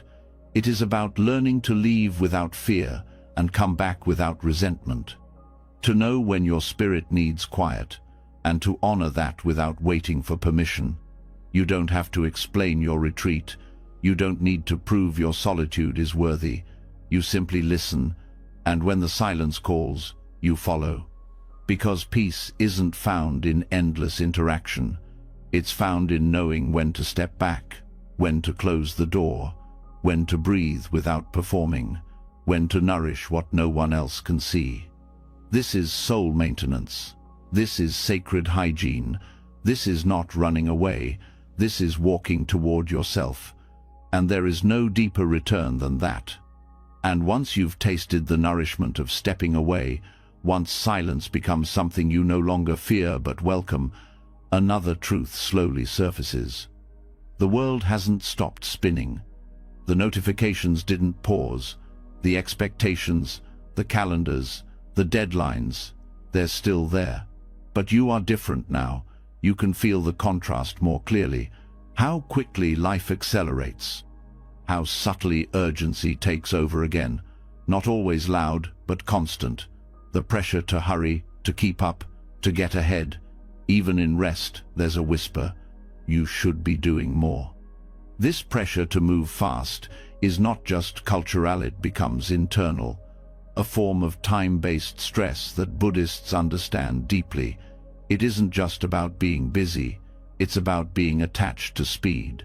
About believing that fast is always better, that productivity equals value, that time lost is life wasted. And yet, in the effort to rush through everything, something essential is lost: presence, clarity, peace. Chronostress is the suffering created by the illusion that life must move faster for it to be meaningful. It shows up as impatience in traffic, restlessness in meditation, irritation when plans slow down. It keeps your body tense and your mind scattered. But the Buddha taught that the real cause of suffering is not the pace of life. It's the attachment to how fast it should go. Letting go of speed doesn't mean you reject activity. It means you release the belief that rushing brings results, that urgency equals effectiveness. You begin to see that most of the rushing is driven by fear. Fear of missing out, of falling behind, of being seen as unimportant if you're not constantly in motion. Slowness then becomes an act of courage, a willingness to trust that clarity comes not from speed, but from still attention. In Buddhist practice, slowing down is not laziness, it's wisdom. It's choosing to enter each moment fully, without trying to skip ahead. It's walking instead of sprinting, not because you can't go faster, but because you want to feel your steps. To know where you're going, instead of just arriving burned out. This begins with mindfulness. Watching how you relate to time, how often your thoughts are driven by what's next, how rarely you're fully in what's here. When eating, are you tasting? When listening, are you hearing? When sitting, are you actually still, or is the mind already gone? Letting go of speed begins by letting go of this mental habit of escape. The voice that says, "Hurry up and get this over with." That voice turns life into a checklist. It robs depth from even the simplest tasks. Slowness restores that depth not by adding effort, but by subtracting the rush. In Zen, tea is not just consumed. It is prepared, served, and received with presence. This is not because tea itself is holy, but because the act of slowing down reveals the sacredness in simple things. When we're not rushing through them, we can finally see them. When you slow your body, your breath follows. When the breath slows, the nervous system begins to relax. This isn't mystical, it's biological. Urgency activates fight or flight. Slowness invites regulation. Your heart rate settles. Your mind clears. Insight has space to rise. Peace is not hidden, it's just drowned out by speed. Many people confuse ambition with restlessness. They fear that if they slow down, they'll stop progressing. But Buddhist teaching reminds us that speed without awareness leads nowhere. You can be running fast in the wrong direction. Moving slowly, with attention, is not delay, it's precision. Slowness is also where compassion grows. Rushed people tend to be short with others. They listen poorly, react quickly, judge without space. But when you move slower, you become available. Your attention expands. You see others more clearly. You respond with care, not just efficiency. This shift is not easy in a world that glorifies speed. But it begins with simple choices: walking instead of racing, eating without distractions, speaking without rehearsing your next line, letting your day breathe, creating spaces where nothing needs to happen right away. Slowness also helps with decision-making. When urgency controls you, decisions are made from panic, from the need to resolve discomfort, not from clarity. But when you slow down, you allow wisdom to speak. You begin to distinguish between what's urgent and what's important, between noise and truth. This is especially true in relationships. When we rush through conversations, we miss the pauses that reveal emotion. We miss body language. We miss ourselves. Slowness in communication is not inefficiency, it's intimacy. It's the space where understanding lives. The mind often equates stillness with waste. That's the conditioning. But Buddhism teaches the opposite. Stillness is productive in ways speed can never be. It refines perception. It builds presence. It allows life to feel full again, not because you're adding more, but because you're here for what's already happening. Even your creativity benefits. Rushing kills inspiration. It creates pressure to perform, not permission to explore. But slowness invites play. It opens doors you didn't know were there. It allows solutions to arise without force. Some of the best insights don't come from speed, they come from spaciousness. Chronostress is often disguised as responsibility. You say yes to everything, thinking it's noble. But overcommitment is not service, it's scattering. When you slow down, you begin to see where your energy is truly needed. You begin to say no with clarity, yes with heart. Each choice made not from panic, but from peace. Slowness is also the antidote to burnout. Burnout doesn't only come from doing too much, it comes from doing without presence. When your actions outpace your awareness, you become disconnected. But when you bring awareness back into every step, every breath, you begin to recharge from the inside out. This requires trust. Trust that what matters can wait for you to arrive, that life is not a competition, that your worth is not measured in productivity, that time is not something to conquer but to join. Letting go of speed is not a one-time decision, it's a practice. You will be pulled back into urgency, you will feel the pressure. But each time you notice it, you have a choice, to obey the rush or to return to presence. You don't need to abandon your responsibilities. You don't need to move to a monastery. You just need to pause long enough to feel the difference between reacting and responding, between running and arriving, between existing in time and being in it. This kind of presence transforms how you live. You begin to experience life in its fullness again, the texture of the moment, the richness of the ordinary. You are no longer chasing meaning, you are resting in it. You stop measuring your days by how much you got done. You begin to measure them by how deeply you were there for what you did. Not just completion, but connection. Not just action, but attention. Buddhist teachings offer many doorways to this slowness walking meditation, mindful breathing, sitting in stillness.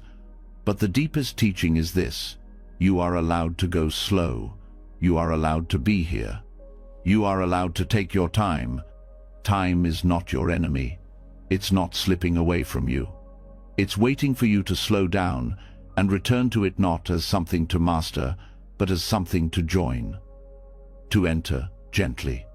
To move with, not against. And when you do, life begins to unfold in a new rhythm. A rhythm that isn't driven by deadlines, but by presence. Not by urgency, but by care. A rhythm that says, you don't have to rush to live. You only have to show up.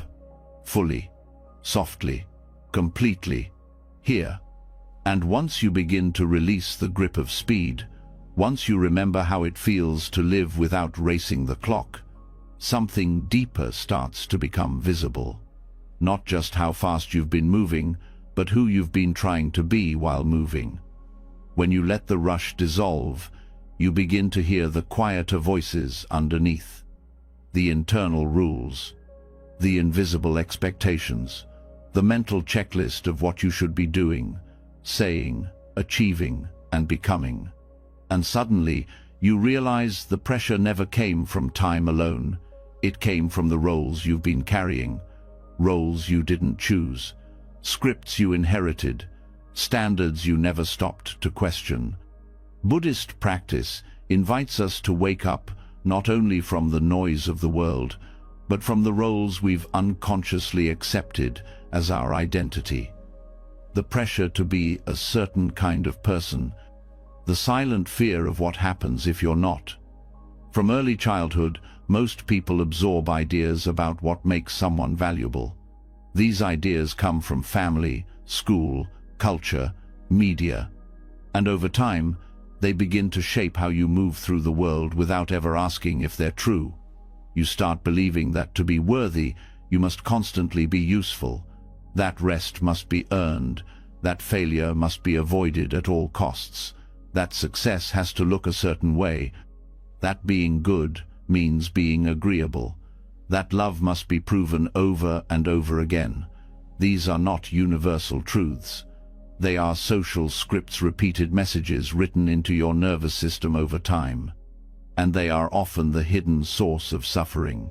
One of the most powerful things Buddhist mindfulness reveals is the tension between who you are and who you think you're supposed to be. The tension between your inner truth and your outer performance. When left unexamined, this tension creates chronic anxiety. You may look composed, productive, or even joyful, but inside, you're always trying to keep up with the next should. The word should often sounds logical, but it's rooted in fear. Fear of being judged, rejected, or unseen. It whispers that your value depends on compliance. That peace comes only after proving yourself. that your freedom must be delayed until you've earned it. And yet, the more you obey it, the further away you feel from yourself. Letting go of should is not rebellion, it's remembrance. It's returning to who you were before the world told you who to be. It's beginning to ask different questions, not, what do they expect from me? But what aligns with truth? Not, am I doing it right? But, is this mine to carry? Not, how do I seem? But, how do I feel? Mindfulness helps you hear the voice of should more clearly. You start to notice when a decision is coming from internal pressure instead of inner clarity. You feel the tightness in your body when you're acting to meet someone else's script. You catch yourself saying yes when your whole body means no. And in those moments, you pause. You create space for a different choice. This space is sacred because it's where authenticity returns. The moment you let go of performing, you remember that your value isn't something you perform, it's something you carry. Buddhism doesn't ask you to become someone else. It asks you to see through the illusion of self that has been constructed by habit and expectation. One common script is the belief that happiness comes from being liked, accepted, or validated. So you smile when you're tired, you nod when you disagree. You pretend to be unaffected so others stay comfortable. But underneath the politeness, there is a part of you that starts to fade, the self that longs for honesty, for realness, for the kind of freedom that doesn't come from being liked, but from being seen. Letting go of these scripts takes courage, because they've been with you for years, maybe decades. They shaped your relationships, your career, your sense of safety. But awareness offers a different kind of safety, the kind that doesn't require approval to feel whole. When you stop needing to fit, you start finding where you truly belong. Some scripts are shaped by cultural roles, the silent demands placed on you based on gender, background, family structure. Be strong, be quiet, be obedient, be successful. And if you don't match that role, you feel invisible, or worse, like a failure. But Buddhist teaching reminds us that no role is your essence. Your true nature is not male or female, parent or child, leader or follower. It is awareness. And awareness is free from labels. When you begin to see this, your actions shift. You stop apologizing for changing. You stop waiting for permission to be whole. You stop explaining yourself to people who only understand you through old roles. And you start moving from integrity, not from expectation. Letting go of social scripts is not about avoiding responsibility. It's about aligning your responsibility with truth. You still show up, you still care, but you stop performing identities that drain your spirit. You give yourself permission to be multidimensional, to evolve, to be soft where the world told you to be hard, to be quiet even when noise is expected, to follow your own rhythm without guilt. This doesn't mean you abandon everyone who doesn't understand, but you stop shaping yourself to be understood. You meet others from a grounded place, not shrinking, not performing, just presence. Real presence is not what others want from you, it's what arises when you're no longer trying to be someone for them. This shift often creates friction. When you stop playing roles, people may resist, they may feel confused, or even betrayed. Not because you've done something wrong, but because their comfort was tied to your predictability. But freedom is not about making others comfortable. It's about showing up with honesty and letting others meet you there or not. Buddhist teachings on non-self help you stay steady through this process.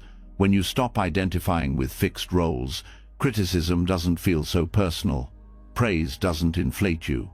Rejection doesn't define you, because your worth is no longer tied to the script. It's rooted in awareness itself. You also begin to relate to others differently.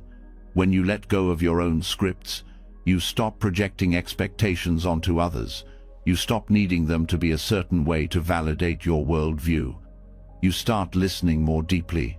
You start seeing more clearly, without filters, without assumptions, without trying to fit them into your story. This makes space for real connection. Relationships that are not built on mutual roles, but on shared presence, where both people are free to change, to evolve, to show up differently, where growth is not a threat, but an invitation. Letting go of should also softens your inner world. The voice that says you should be further along, more healed, more successful, it begins to lose power. You start meeting yourself with more patience, more understanding. You stop measuring your path against someone else's timeline. You walk your path, at your pace, in your way. You begin to see that most suffering isn't from who you are, it's from trying to be someone you're not. When you release those expectations, your energy returns, not to impress, not to prove, but to live fully, honestly, freely. This is the wisdom of letting go of social scripts. It's not a rejection of society, it's a return to alignment. A quiet revolution where you no longer sacrifice your truth for temporary acceptance, where your peace is no longer borrowed from performance, where your life is no longer written by someone else's pen. This freedom is not loud. It doesn't need to be. It speaks in how you carry yourself, in how you say no without guilt, in how you say yes with full heart, in how you stay close to what matters, even when the world tells you to be someone else. And in that space, the need to pretend falls away. What remains is presence. What remains is you. And once you begin stepping outside the roles you never agreed to, when you stop living by inherited scripts and start choosing from presence, something else becomes clear. Freedom is not just about what you let go of on the outside. Even after you've stepped away from expectations, from performance, from the pressure to be someone else, there's still a weight that lingers, not on your shoulders, but in your mind. An inner noise that never stops talking, a restless current of thought, planning, replaying, analyzing. Even in silence it continues. Even in solitude it speaks. This is mental clutter. And while it's easy to see when your schedule is too full, it takes more awareness to notice when your mind is too crowded to feel peace. Mental clutter doesn't always appear as chaos. Sometimes it hides behind intelligence, behind the need to understand everything, to track every outcome, to manage every detail. But even the most well-organized thoughts can become overwhelming when there's no space between them. Constant thinking turns the mind into a machine that doesn't rest. And the more you identify with it, the harder it becomes to slow down. Buddhism offers a radically simple answer to this problem. You are not your thoughts. And freedom begins when you stop following every one of them. Not by force, not by blocking or suppressing, but by loosening the habit of chasing. When the mind is full of content, there's no room for clarity. When everything feels important, nothing can be felt deeply. Renouncing mental clutter doesn't mean becoming empty of thought. It means becoming empty of unnecessary thought. It means learning to rest the mind instead of constantly using it. This is where Buddhist minimalism of the mind becomes a life-changing practice. It's not just about cleaning out the mind like a drawer. It's about shifting your entire relationship with thinking. In meditation, this begins by noticing how often thoughts arise without your permission. You sit down with the intention to be still, and within seconds, the mind pulls you into a memory, a plan, a worry, a story. None of this is wrong, but it reveals how little control we actually have over thought until we begin to observe it. The more you observe, the more you notice patterns. Some thoughts are repetitive, some are reactive, some are disguises for emotion. You may find yourself replaying conversations, rehearsing future ones, defending yourself to people who aren't even in the room. This is not clarity, it's habit. It's the mind's way of trying to solve what can't be solved through thinking alone. Mental clutter often forms because we confuse thought with responsibility. If we don't think about something constantly, we assume we're being careless. But mindfulness teaches that awareness is not the same as mental effort. You can be deeply present without overthinking. In fact, the more present you are, the less thinking is needed. Letting go of mental clutter begins with becoming more selective. Just like physical minimalism asks, "Do I need this?" the same question can be asked about thought. Is this thought useful? Is it kind? Is it even true? If not, why continue giving it attention? This is not about silencing the mind. The mind will think. That's what it does. But you can stop feeding every thought. You can watch it arise, recognize it as just a mental event, and let it pass. This is the space where peace begins, not in controlling thought, but in not being controlled by it. Another source of mental clutter is internal narration. The constant commentary about everything you're doing. You walk, and your mind says, "I'm walking." You sit, and your mind critiques how you're sitting. You rest, and your mind reminds you of what you're not doing. This background voice creates tension. It fills the space with noise. Buddhist practice helps by training awareness to move from narrative to sensation. Instead of labeling everything, you feel it directly. You shift attention from thinking about the breath to being with the breath, from thinking about your life to living your life. This shift sounds small, but it's profound. It moves you out of your head and into your experience. Mental clutter also grows from emotional avoidance. Many thoughts are not about facts, they are about avoiding feelings. If you're afraid to feel sadness, the mind might create distraction. If you don't want to feel uncertain, the mind might obsess over planning. These patterns create a full mind, but an unprocessed heart, and until the emotion is felt, the mind won't rest. This is why meditation isn't always peaceful at first. As the surface noise settles, you may notice the feelings you've been thinking over. And while that can be uncomfortable, it's also healing. Feeling the feeling frees the thought. You no longer need to circle it in your head because you've actually allowed the body to experience it. Buddhism teaches the importance of seeing clearly. This includes seeing your own mental loops with compassion, not judging the mind for being busy, but noticing what it clings to. Is it clinging to identity, to control, to validation? These attachments feed the endless stream of thought, and seeing them is the first step to letting them go. One helpful practice is noting. When a thought arises, you silently label it. Planning, judging, remembering.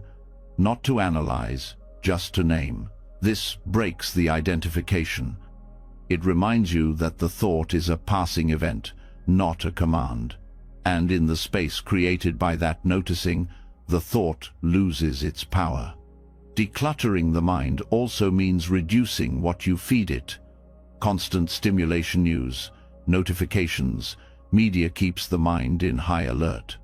Just as a cluttered room overwhelms the senses, a cluttered mental environment overwhelms the nervous system. Part of mental minimalism is choosing more carefully what enters your awareness. This might mean setting limits on information, creating moments of quiet, protecting your focus, not as escape, but as hygiene. You don't stop brushing your teeth because they'll get dirty again. Mental space requires the same ongoing care. The goal is not to become thoughtless, it's to become discerning. To let thought be a tool, not a dictator. To think when it's helpful and to rest when it's not. The mind, like any tool, dulls when overused. Stillness sharpens it again. Over time, this practice begins to touch every area of life. Your communication becomes more thoughtful. You speak when needed, listen with more presence, and no longer feel the need to fill every silence. Your actions become more intentional. You do what matters, not just what's urgent. You begin to trust that clarity doesn't come from thinking harder, it comes from thinking less and being more. Mental minimalism also creates space for joy. When the mind is not filled with commentary, wonder returns.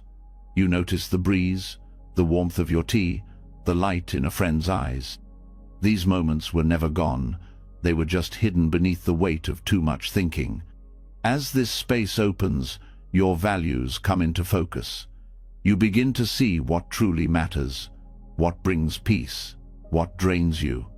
You make different choices, not because someone told you to, but because your mind is quiet enough to hear your own truth. And when old thoughts return, as they will, you greet them with kindness. You don't fight the clutter. You simply recognize it and release it, again and again, not as failure, but as practice. This is the path of inner simplicity, not by force, but by returning, by choosing presence over pressure, awareness over analysis, depth over distraction. It is not dramatic, but it is powerful. Because in a world full of noise, a quiet mind is a revolutionary act. A spacious mind is a compassionate mind, and a compassionate mind is a peaceful life. And once the mind becomes quiet enough to hear itself clearly, once thought no longer clutters the path between awareness and presence, a deeper pattern begins to rise into view. The need to be seen a certain way, the subtle reaching for approval, the quiet fear of judgment. Even in stillness, even in clarity, the desire to be validated can linger like a shadow. You notice how quickly the heart lifts when you're praised and how fast it sinks when you're criticized.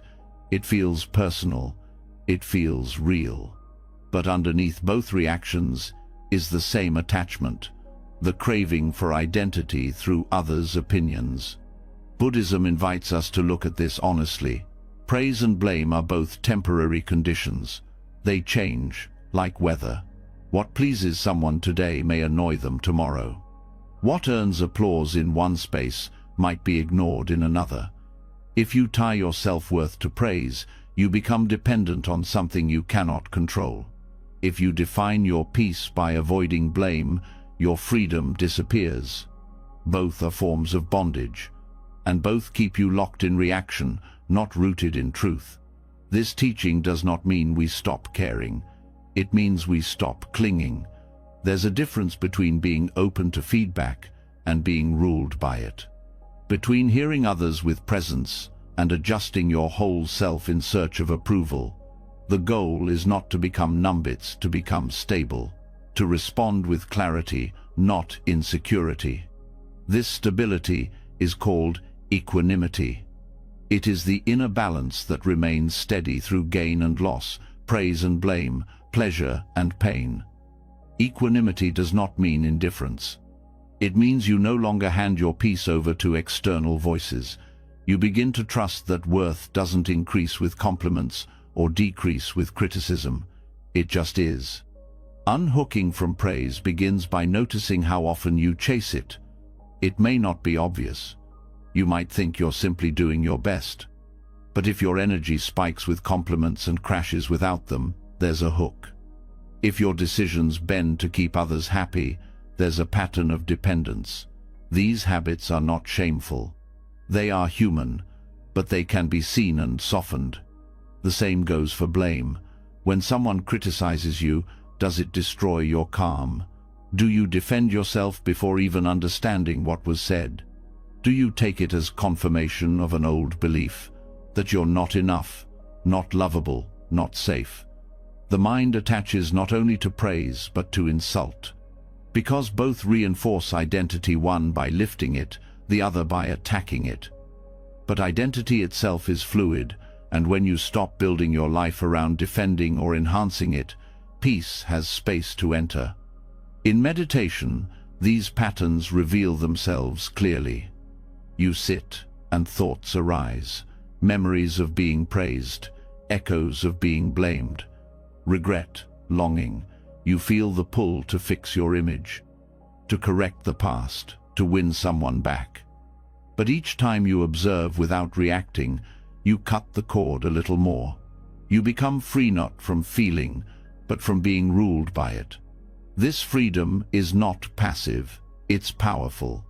Because when you're no longer seeking constant affirmation, your energy returns to what truly matters. You create not to be admired, but because it aligns with your values. You speak not to be right, but to be real. You work not to impress, but to serve. And when applause comes, you accept it with humility. When it doesn't, you stay centered. Letting go of this attachment also changes how you give feedback. When you no longer live on validation, you stop weaponizing it. You don't use praise to control. You don't use blame to punish.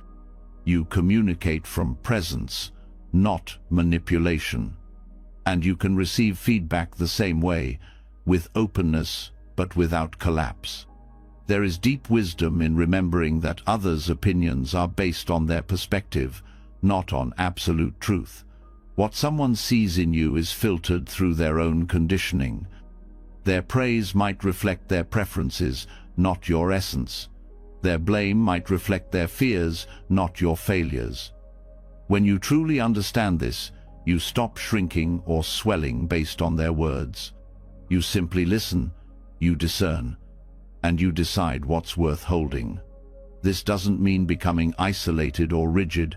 It means standing on solid ground. It means being available for growth without losing your shape. You can say, "Thank you," when someone admires you, and not cling to it. You can say, "I hear you," when someone disagrees and not crumble. This practice requires honesty. Do you exaggerate stories to be admired? Do you hide parts of yourself to avoid criticism? These moments are not signs of weakness. They are opportunities. Every time you choose truth over performance, you reclaim energy. Every time you stay soft in the face of blame, you deepen equanimity. Equanimity is often misunderstood as detachment. But it's not cold. It's deeply warm. It allows you to love without trying to possess, to care without needing control, to show up fully and then release the outcome. This is not indifference, it's freedom with presence. This freedom also means you can fail without shame. You stop needing to hide mistakes. You stop fearing imperfection, because your worth is no longer on trial. You're not living to impress a jury that's constantly changing its verdict. You're living from the inside out. This shift brings peace, but it also brings creativity. When you're no longer editing yourself for applause, you begin to speak more honestly, act more boldly, create more authentically. You take risks not for approval, but because your soul is asking for expression. And that kind of creativity is magnetic, because it's not trying to be liked, it's trying to be true. Letting go of praise and blame also softens conflict. When you're not attached to being right, you can actually listen. When you're not afraid of being wrong, you can learn. The ego stops needing to win, and space opens for connection. Arguments lose their charge, defenses dissolve. Because you're not guarding a fragile identity, you're standing in quiet confidence. This practice is not about never feeling hurt or pleased. Those emotions will still arise, but you watch them without gripping them. You don't build your life around them. You don't let them steer your choices. You allow praise to come and go. You allow blame to come and go. And in the space that remains, you discover something steady. A self that doesn't rise and fall with opinion. A peace that doesn't need to be proven. This is why monastics in the Buddhist tradition often live with simplicity. Not to escape the world, but to remove distractions that keep them tethered to image. In simplicity, the mind reveals its attachments. And once seen, they can be released, not all at once, but breath by breath. You don't need to retreat from society to practice this. You simply need to notice where your identity is hooked and begin to unhook it, slowly, gently, with compassion. This is not about building a stronger ego. It's about no longer needing ego to protect you. The truth is, you already exist beyond praise and blame. Long before anyone applauded you, long before anyone criticized you, you were whole. And that wholeness is not fragile, it is not at risk. It doesn't require defense. It only requires remembering. So, you continue the practice.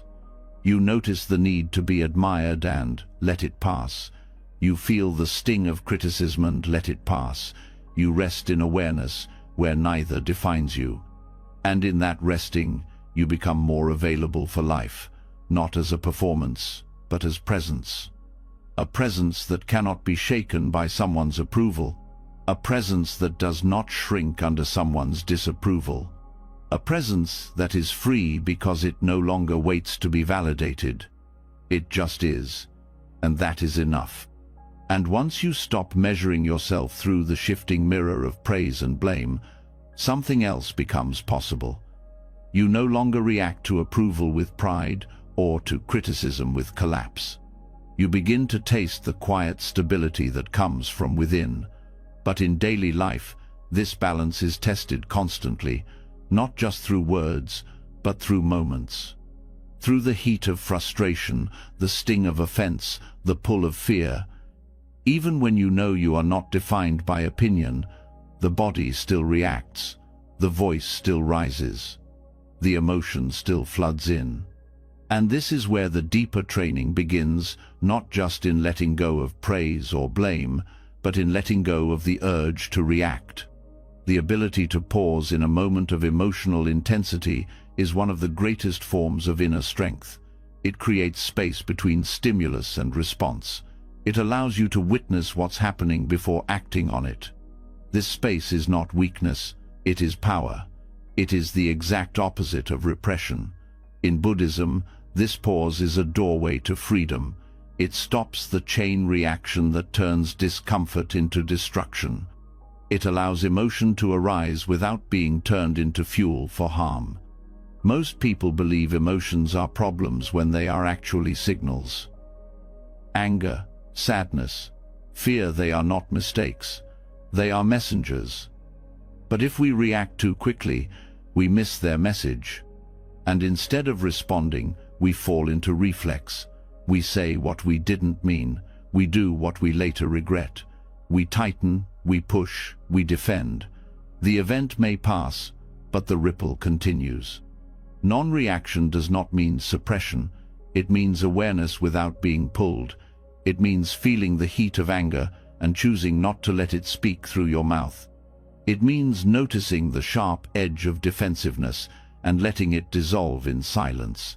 Not because you're avoiding conflict, but because you're seeing clearly. Because you understand that reaction without wisdom deepens suffering for yourself and for others. This understanding begins in the body. Every emotional reaction is not just a thought, it's a full-body event. The stomach tightens, the breath shortens, the shoulders lift, the eyes narrow. And often, before the mind has even registered what's happening, the body is already in defense mode. When you practice mindfulness, you begin to notice these shifts in real time. You feel the first signs of emotional activation, and in that awareness, you reclaim your choice. This choice is not obvious at first. It takes practice to recognize the gap, to feel the pull of reaction and stay still, to let the wave of anger pass through without acting it out. But with time, this becomes second nature. You begin to trust that not every feeling needs to be spoken, not every trigger needs a response, not every discomfort is a demand. In Buddhist teachings, this quality is closely related to equanimity, but it also carries the flavor of what is called 𝗔𝗵𝗁, ability to remain balanced, even in the presence of strong emotion. Not because you are cold, but because you are awake. You feel everything, but you are not swept away. This ability changes relationships profoundly. When you no longer react immediately, communication deepens. You stop interrupting. You stop defending yourself before understanding. You start listening not just with your ears, but with your presence. You begin to see that most arguments are not about truth, they are about reactivity. about pain protecting itself. And when you're not adding fuel to that fire, you help both people come back to clarity. There is humility in non-reaction. It's the humility of knowing that your first impulse is not always your wisest, that your emotions, though valid, may not be the best guide in that moment. This is not self-doubt, this is maturity, the strength to pause, to breathe, to choose.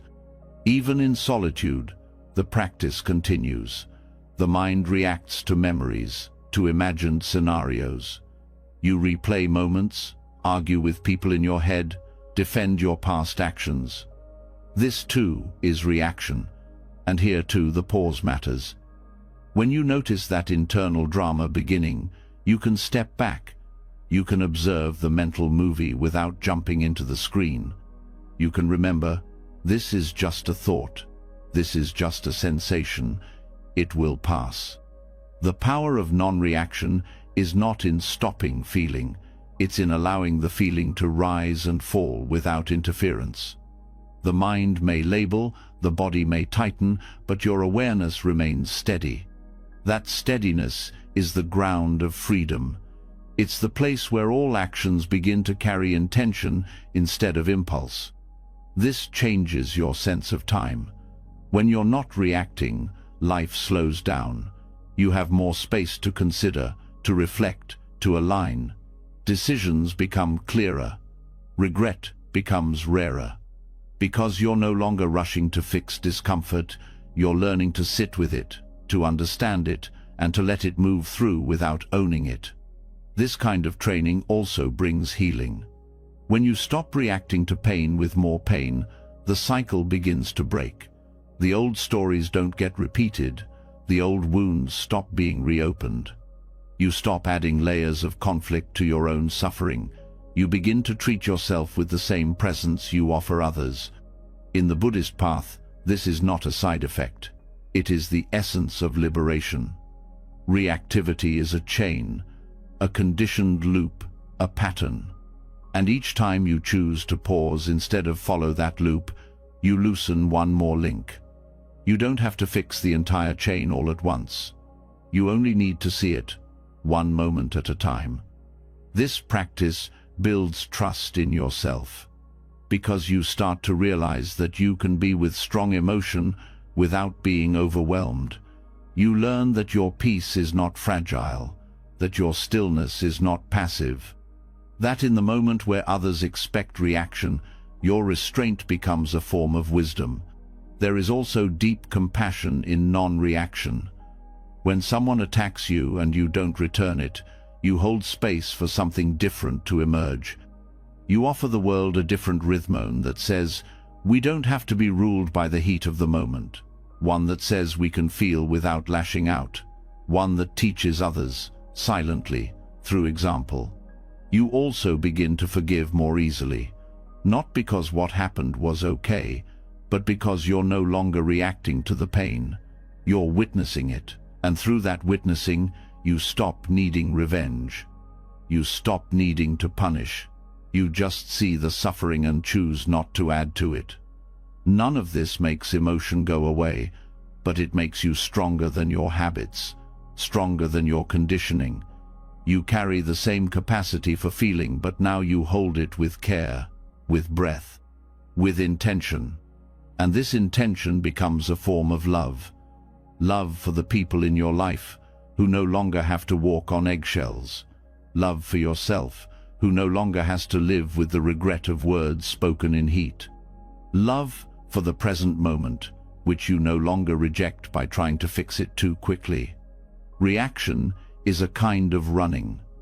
From discomfort, from fear, from feeling powerless. But the moment you pause, you stop running.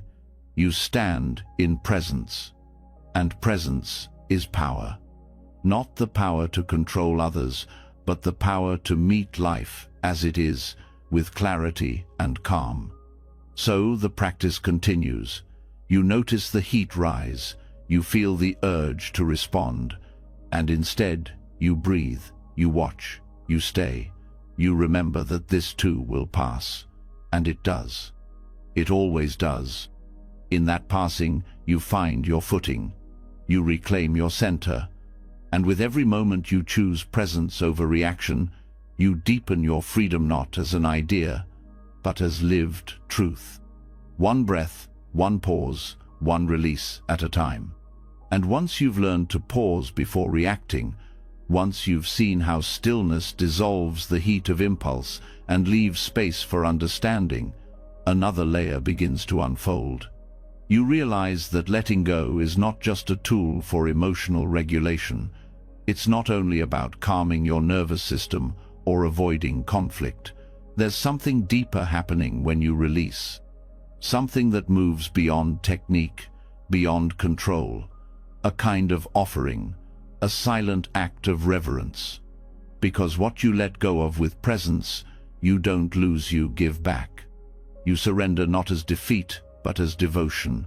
Letting go, when seen through this lens, becomes sacred. In many Buddhist teachings, renunciation is misunderstood. People assume it means rejecting life, withdrawing from joy, cutting off love. But true renunciation is not cold detachment. It's the opposite. It's the willingness to stop clinging to what you love so that love can move freely. It's releasing not because you don't care, but because you care too much to hold it tightly.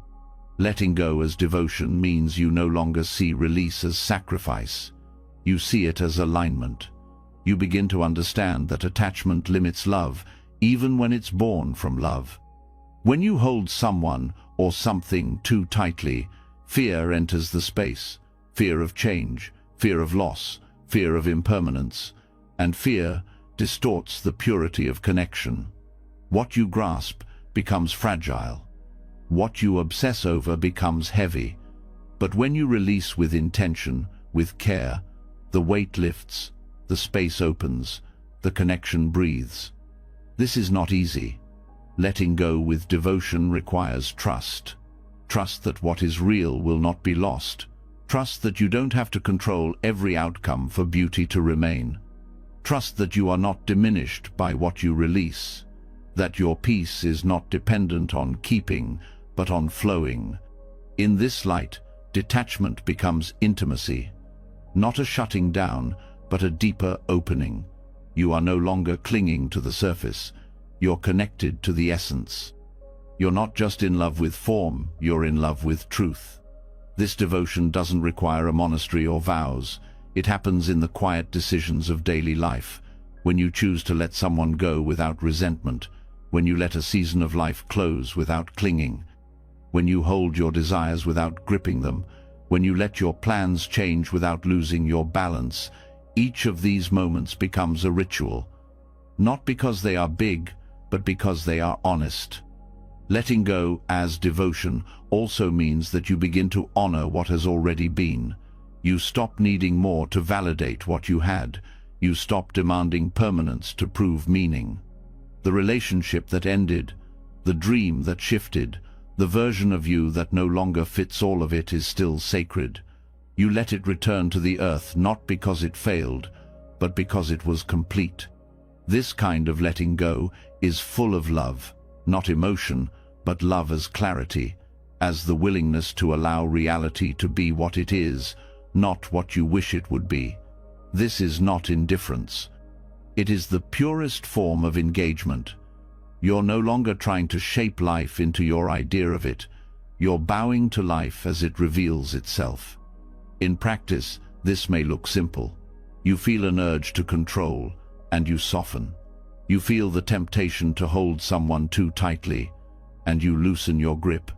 You notice your attachment to an outcome, and you release it into the present moment, not because it doesn't matter, but because your peace matters more. You stop trying to force closure. You stop trying to perfect the story. You stop waiting for guarantees before allowing yourself to rest. Letting go becomes a daily prayer. May I meet this moment without clinging. May I trust what is unfolding, even if I don't understand it. May I release what's not mine to carry with grace. And slowly, something inside begins to shift. You're no longer pushing against the current. You're flowing with it. not in passivity but in participation. You are present, aware, responsive, but no longer afraid, no longer ruled by the need to secure everything. This changes your relationship with people. You start to love without trying to possess. You offer your presence without trying to control what it gives you in return. You become more generous, not because you have less need, but because your need is no longer desperate. You are grounded in something deeper than having. You are grounded in being. You also stop measuring the value of something by how long it lasts. You begin to feel the richness of impermanence. A conversation, a touch, a glance, all of it matters, even if it never happens again. You stop needing to stretch moments to prove their worth. You just meet them fully and then let them go. This opens your heart in a way that nothing else can. When you love without attachment, you feel more deeply, not less, because you're not distracted by fear. You're not calculating, not preparing for loss, not bracing. You're present, and presence is the highest form of love. Even with yourself, letting go becomes sacred. You stop clinging to who you think you should be. You let go of the pressure to always be improving. You stop gripping past versions of yourself. You allow growth to happen naturally, not as a project, but as a response to life. You stop performing for your own approval. You begin to trust that who you are in this moment is enough. Letting go as devotion is also a response to suffering. When pain comes, you hold it with kindness, but you don't become it. You let it pass without building a new identity around it. You release not to forget, but to make room. You create space for healing by not attaching to the wound. This is not denial, it is mercy. This path invites humility. You start to see how much energy went into controlling, fixing, forcing. And you start to understand that most of life doesn't need your interference, it needs your attention. The flower doesn't bloom because you tug on it. It blooms because you stop disrupting its natural rhythm. So too with healing, with love, with peace. You stop chasing meaning and start meeting life. You understand that letting go doesn't end connection, it makes space for a truer one. The bond that remains when clinging ends is rooted in trust, not fear, in openness, not grasping. This becomes a way of living, a soft exhale in your chest, a loosening in your fists, a quiet voice inside that says, I don't need to hold everything to be whole. And even when loss hurts, even when change is sharp, this practice holds you, because you're no longer trying to fight the tide, you're bowing to it. You're offering your expectations, your attachments, your control back to the flow that brought them to you in the first place. Letting go as devotion is the recognition that everything is borrowed, that love, time, health, connection, all of it is a gift, and none of it can be hoarded. So you hold it gently, with gratitude, and when it's time to release, you do so with reverence. You stop demanding guarantees. You start living from wonder. You begin to see that surrender is not giving up, it's giving in to something larger, something wiser, something kinder than control. And with every release, you return. Not to emptiness, but to space, not to loss, but to truth. You become less afraid of endings, less obsessed with beginnings, more at home in what is. This is the sacredness of letting go, not a loss of power but the rediscovery of it, not absence but depth, not giving up but giving everything the chance to breathe, including yourself. And in that breath, something opens, something soft, something still, something free. And as you learn to release your grasp, not as rejection but as reverence, as love rather than loss, a subtler truth begins to rise. Even when your hands have let go, your mind may still be gripping. Not out of possession now, but out of habit. The constant need to fix, to figure it out, to improve, to heal fast, feel better, get over it. there's still a voice that insists something is wrong and that it must be solved. That peace lies just beyond the next breakthrough, the next strategy, the next solution. But what if the problem is not what's broken, but the belief that everything must be fixed? The fixing mind is clever. It uses the language of care. It wears the mask of wisdom. It wants relief, progress, answers. It convinces you that every uncomfortable emotion, every wave of uncertainty is a threat, that it must be labeled, diagnosed, worked through, or eliminated. But this constant problem-solving keeps you circling. It leaves no room for stillness, no space to simply be with what is. Buddhist wisdom invites a different approach that doesn't begin with fixing, but with witnessing. Not action, but attention. It's a radical shift, healing not through more effort, but through surrender, through allowing what arises to have space, without the compulsion to edit it. When you're always trying to fix yourself, you begin to believe you're fundamentally broken. Your identity becomes entangled with your struggles. You see discomfort as evidence of failure.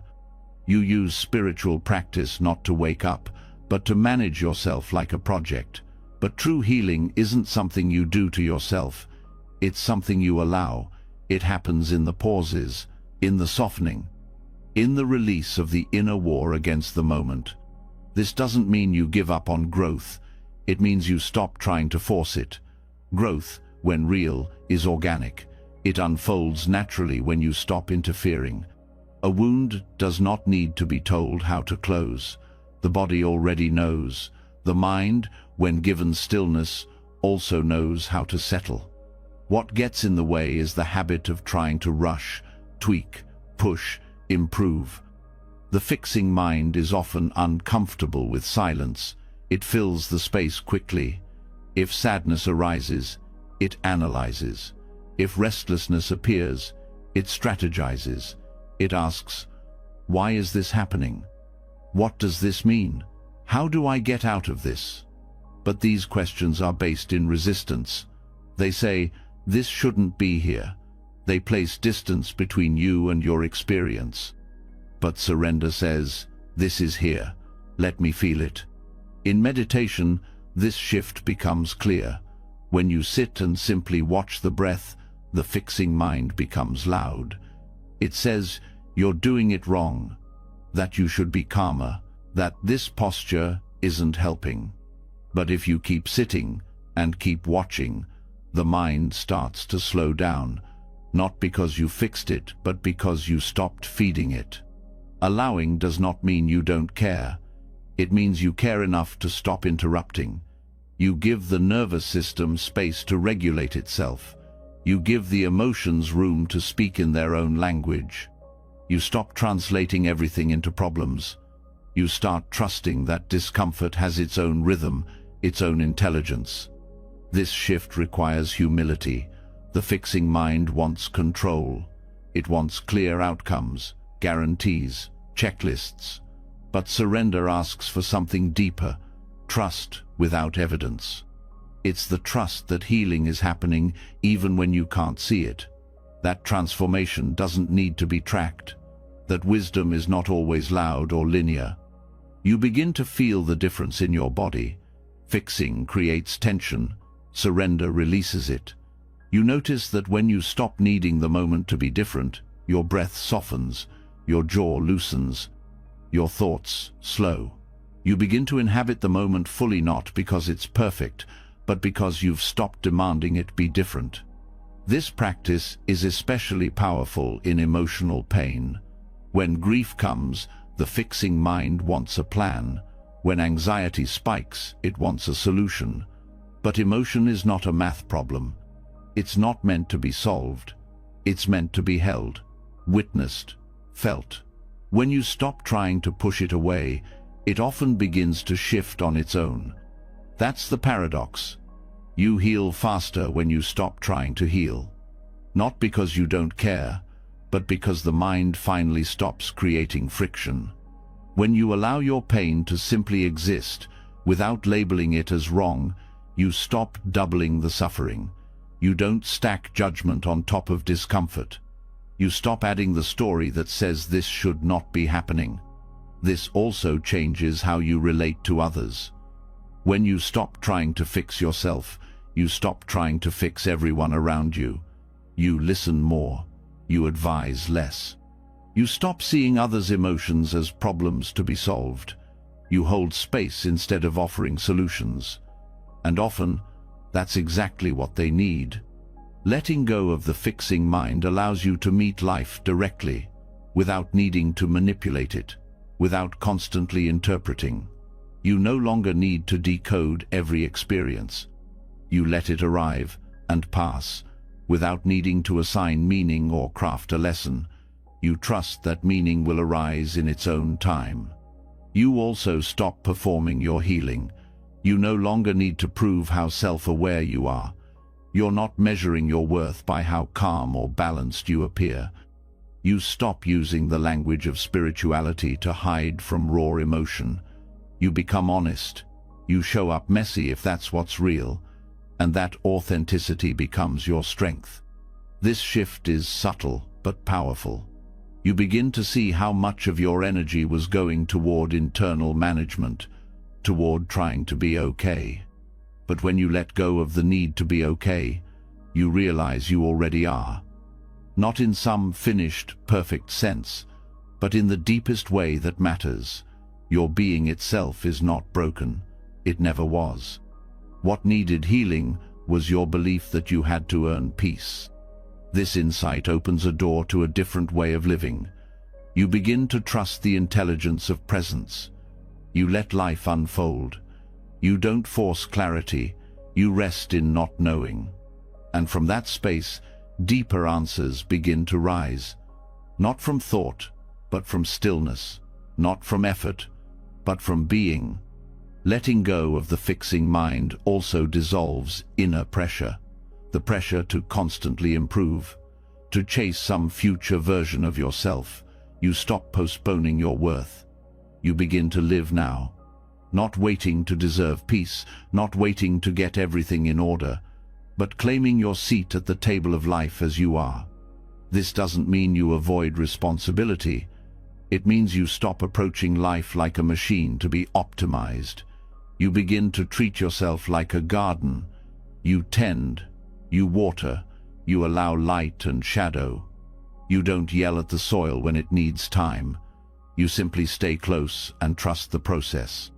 Even in moments of confusion, surrender helps. When you don't know what to do, fixing rushes in with plans. But sometimes, what's needed is not a plan but presence. To feel your feet on the ground, to hear your breath, to stay with the unknown without forcing it into shape. This teaches patience, not waiting passively, but standing with the moment long enough for it to reveal itself, letting life come into focus without rushing it. Trusting that things unfold at their own pace when you stop interrupting with solutions. The more you practice this, the more intuitive life becomes. You make choices not from fear or control, but from alignment. You listen more deeply. You act more clearly. You respond with calm, even when life feels uncertain. And slowly, you realize something profound. You don't need to fix yourself to love yourself. You don't need to have all the answers to live fully. You don't need to manage every emotion to be at peace. You are allowed to rest. You are allowed to not know. You are allowed to simply be. This is not passivity, it's wisdom. A wisdom that trusts being more than doing, that values stillness as much as strategy, that sees surrender not as giving up, but as giving over to truth, to presence, to the deeper intelligence of life itself. And in that giving over, something opens, something kind, something strong, something real. You let go, and life begins to hold you. And as you begin releasing the endless cycle of self-repair, as the grip of needing to be fixed begins to soften, a quieter question arises: what happens now? If there's nothing to fix, nothing to chase, no future version of yourself that holds all the answers, what remains? This moment does, and yet for most, peace still feels distant, a horizon they can never reach. It's not that people don't want to feel peace, it's that they've been taught it only lives in the future, after healing, after success, after becoming. But the truth is simpler, more immediate, and far more radical. Peace is not later, it is now, and the future is the illusion that keeps us from entering it. In Buddhist teaching, the concept of nirvana is not a reward waiting at the end of some distant path. It is not a prize for years of perfect discipline. It is a state of freedom that lives within the present moment. The only thing keeping it hidden is our mind's fixation on what's next. The moment we turn toward now with full attention, the doorway begins to open. Most people live as if life will begin later. They hold peace hostage to future conditions. When the job stabilizes, when the relationship works, when the body heals, when the confusion clears. But these conditions are endless, and when one is met, another takes its place. The mind is clever in this way. It always pushes peace one step further, and so you never arrive. To dismantle this pattern, the first step is seeing it, noticing how often your thoughts are elsewhere. How often your attention leaves the present, not because the present is lacking, but because your mind has been trained to seek, to plan, to prepare. You catch yourself running mental rehearsals, making lists, imagining conversations that haven't happened yet. It all seems useful, but what it really does is remove you from life. This constant projection into the future creates a subtle form of anxiety. Even moments of rest are filled with thoughts of what's next. Even joy becomes tinged with the pressure to hold on to it. But when you truly see this, not as failure but as habit, you begin to reclaim your attention. Mindfulness is the practice of noticing when you've left the present and returning without judgment, not to perfect presence, but to remember where life actually happens. Right here, not 5 minutes from now, not tomorrow, not when you figure everything out, but now, in its fullness. This moment may be simple. It may not feel extraordinary, but it contains everything: sensation, sound, breath, warmth, emotion. The future contains only thoughts. This moment contains reality. The shift happens when you stop seeing the future as better than now, when you stop chasing a different version of the present, when you realize that now is not a means to something else, it is the whole path. This doesn't mean you abandon all plans. It means you stop giving them your life force. You make space for intention, but you don't sacrifice presence to feed it. You stop postponing your peace. You realize that peace delayed is peace denied. Liberation from the future is not passive. It requires vigilance. You must catch the subtle ways the mind sneaks forward, not just in worry, but in hope. Hope can be beautiful, but it can also become a trap.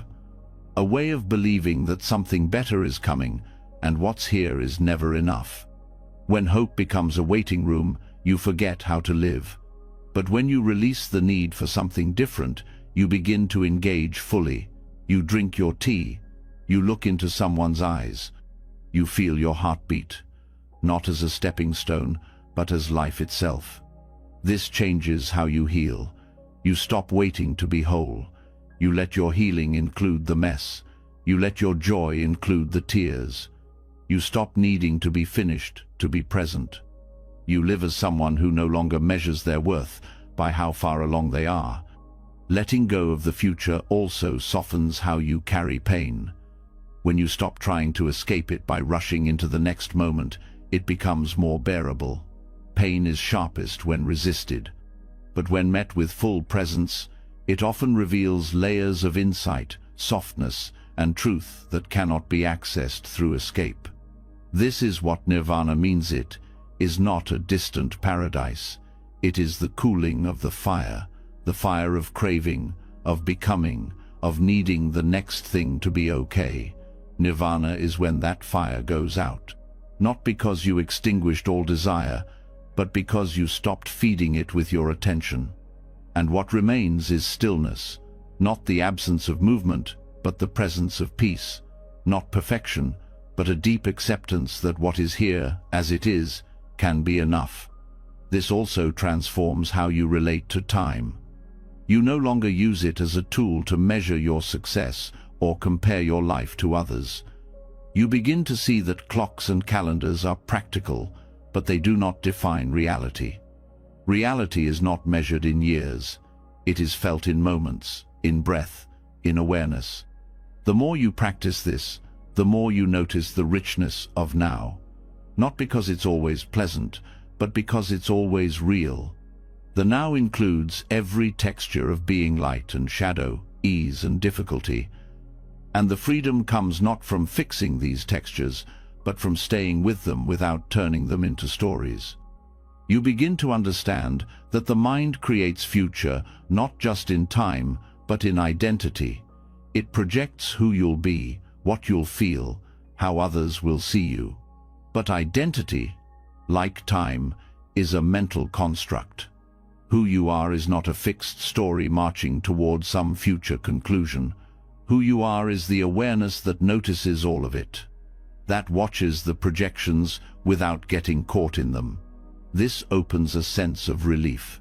You stop needing to track your progress. You let go of being a project. You start to feel the freedom of just being a person, alive, awake, present. This presence becomes your home. It travels with you. You carry it into your relationships, your work, your solitude. It becomes the way you meet life, not with anticipation, but with attention. Not with hope for later, but with reverence for now. And yes, you will forget, you will drift. The mind will pull you forward again, but each time you notice and return, you strengthen the muscle of presence. You return not with shame, but with gratitude, because this moment always welcomes you back. Living this way doesn't mean life becomes easy. It means life becomes real, and real life, lived fully, is enough. You stop chasing peak experiences. You stop needing spiritual fireworks.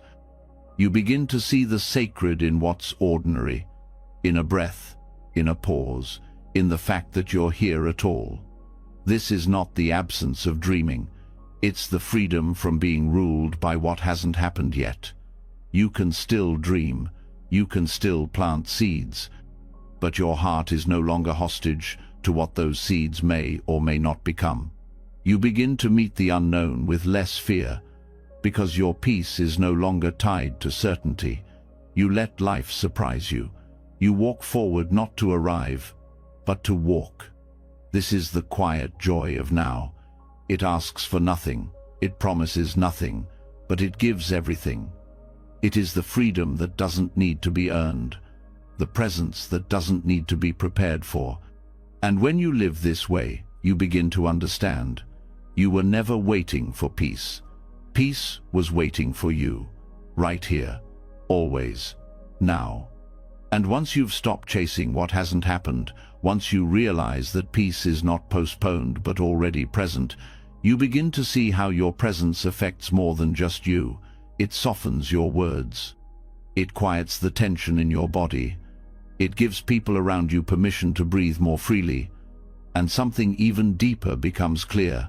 Letting go is not only a gift to yourself, it is a gift to others.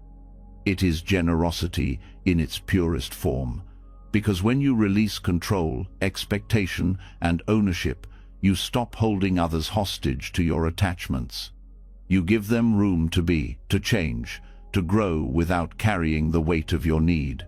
Letting go is often seen as a solitary practice, a personal decision to free your mind, to make peace with impermanence, to stop clinging to outcomes. But the truth is, every release ripples outward. Every time you let go of your grip on how someone else should behave, feel, or respond, you create space for real connection. When you no longer demand they meet your image of them, they can finally show up as themselves. That is a rare form of compassion. Non-attachment does not mean emotional disconnection. It means refusing to burden others with your fears and desires disguised as love. When love is entangled with control, it becomes heavy. It becomes fragile. But when you offer it with an open hand instead of a closed fist, it becomes healing. It becomes trust. In Buddhist teaching, generosity is not limited to material things. True generosity includes patience, understanding, and freedom. And one of the most powerful offerings you can give is the release of your own expectations. Expectations that were never someone else's responsibility to carry. This is especially true in close relationships. Whether with family, friends, or partners, we often unconsciously tie our sense of peace to their behavior. We believe that their choices must match our hopes, that their emotions must mirror our needs. But this creates invisible contracts they never agreed to, and the moment they begin to change or drift from the image we hold, we suffer. Not because of them, but because of our grip. Letting go here means acknowledging that other people are not extensions of your mind, that their path is their own, that their choices do not need to confirm your comfort.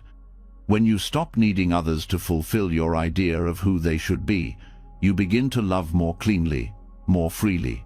You support instead of supervise. You listen instead of correct. You witness instead of manage. This form of letting go is often mistaken for distance. But in truth, it brings you closer. Because the pressure is gone, the expectation is gone.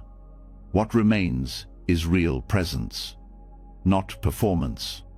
When someone senses that they are accepted without conditions, something deep inside them softens. They trust you, not because you agree with everything they do, but because they feel safe to be who they are. That is the generosity of non-attachment. It also frees you, because holding on to who someone used to be, whether out of nostalgia or fear, traps both of you in the past. When you let go, you let the relationship evolve.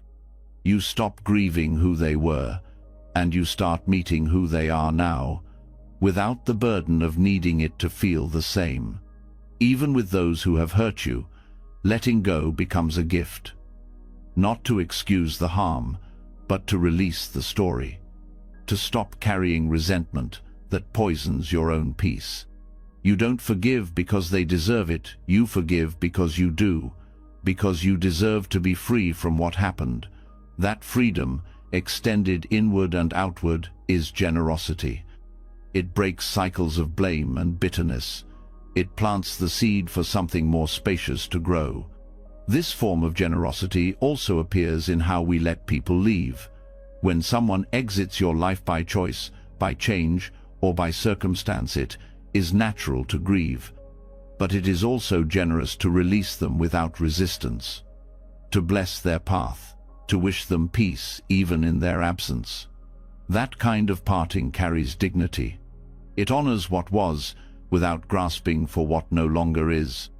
Letting go also shows up in how we listen. When we release our need to be right, to win, to defend, we become better listeners.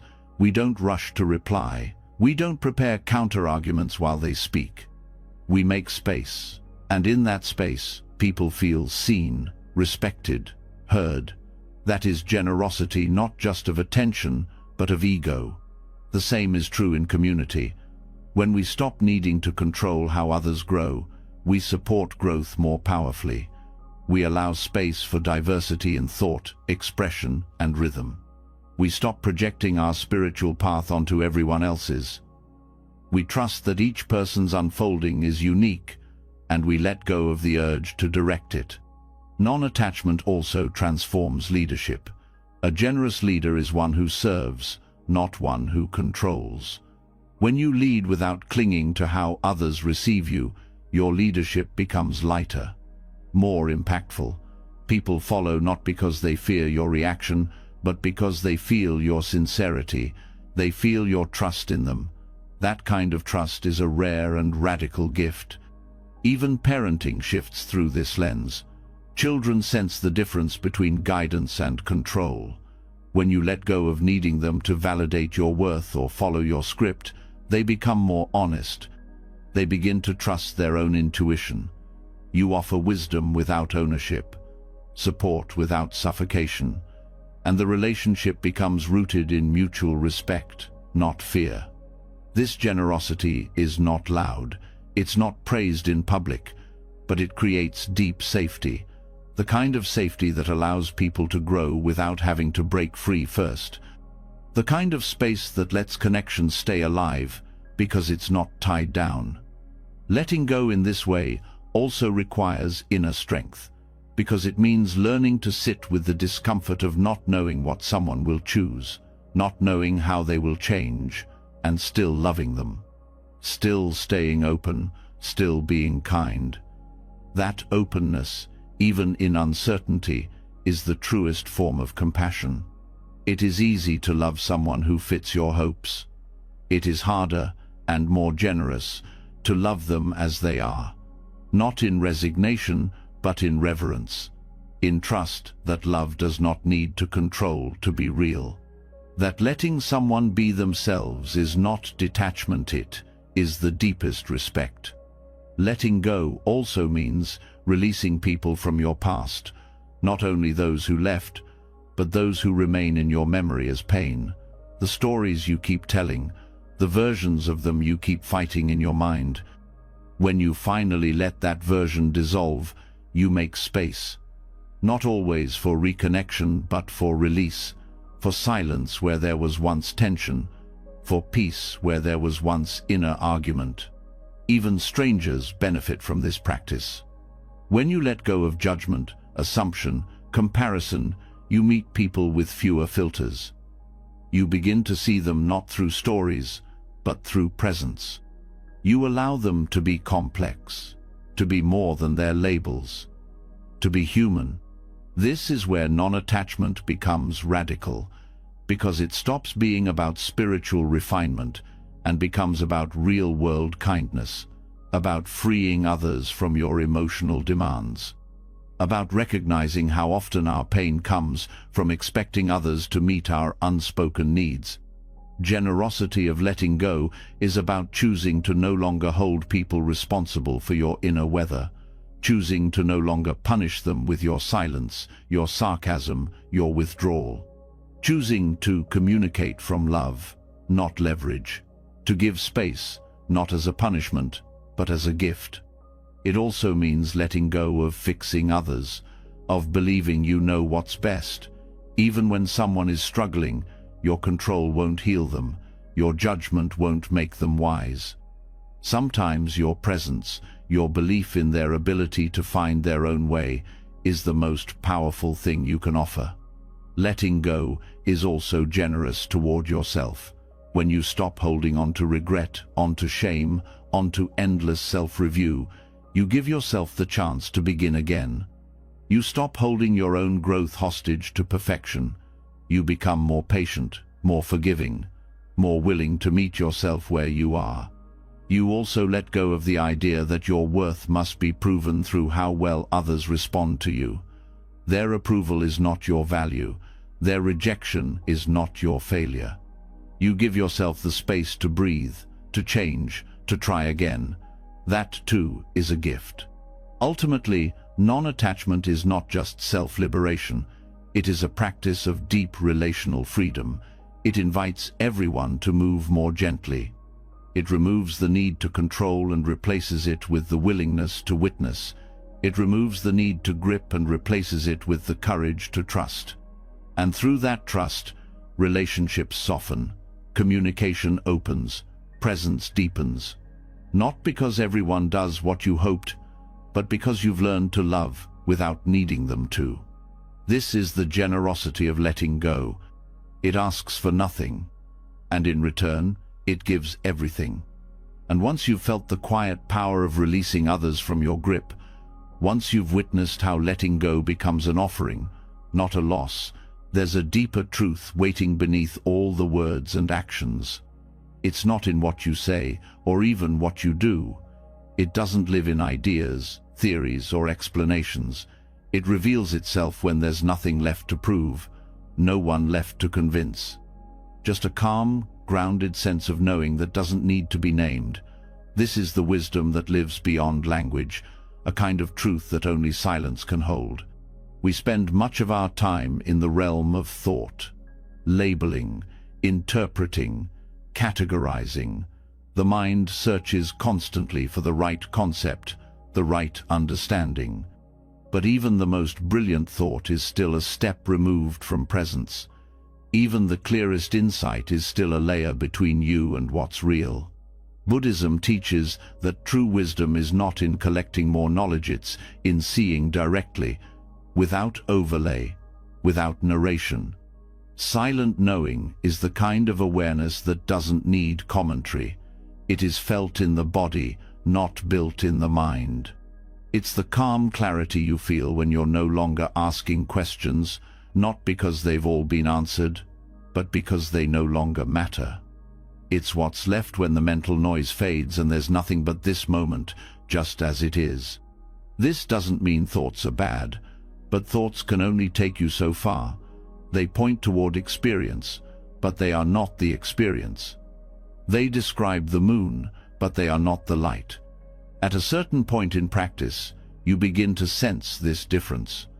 You see how grasping for mental clarity creates more confusion.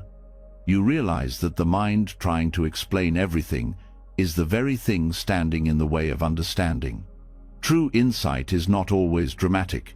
It is quiet, subtle, often wordless. It comes not through trying harder, but through letting go of trying. You don't discover it in books, or arguments, or theories. You feel it in your bones, in your breath, in the silence between thoughts. That silence is not empty, it's alive. And in that aliveness, you know. This is why meditation doesn't aim to fill you with answers. It doesn't offer solutions. It invites you to drop into being, to experience what's underneath the search, to sit in awareness without needing it to be anything else. Over time, the mind stops reaching, the heart begins to open, and in that openness, there's a kind of understanding that needs no proof.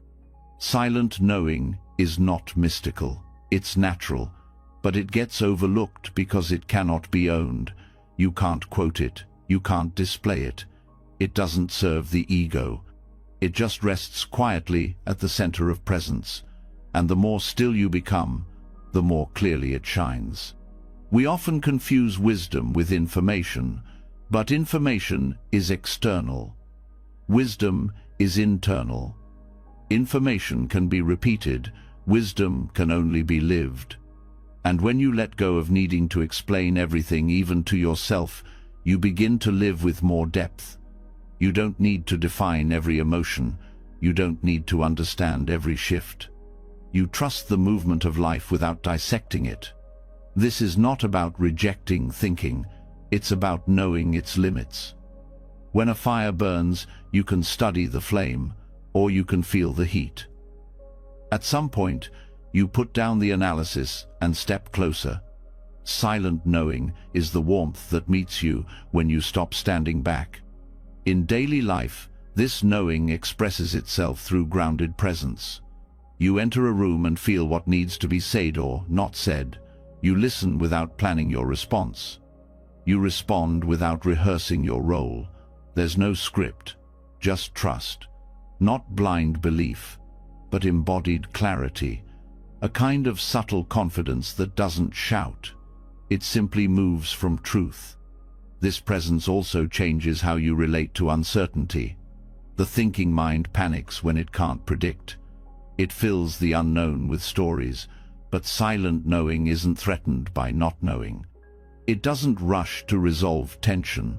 It stands still in it. It senses that something deeper is at work, even when the surface looks unclear. In this stillness, there's no performance. No need to sound wise, look composed, or prove anything. You drop the persona, you let go of image, you show up as you are. And somehow, that's enough. This kind of wisdom cannot be forced. It comes when the conditions are right. And the primary condition is space, inner space, when you stop crowding your mind with commentary. when you stop explaining your every emotion, when you stop turning every insight into a speech. Sometimes the deepest clarity arises in moments you don't expect. You're washing dishes, walking down the street, sitting quietly, and suddenly something shifts. No words, no reasoning, just a soft realization. You know something not through logic, but through being. And because this kind of knowing doesn't depend on proof, it makes you humble. You don't argue over it. You don't insist others agree. You don't need them to. You simply carry it like still water in your chest. It informs your actions, shapes your speech, and deepens your silence. This inner silence is not the absence of voice. It is the end of grasping. It is the stillness that watches all things pass without needing to capture them.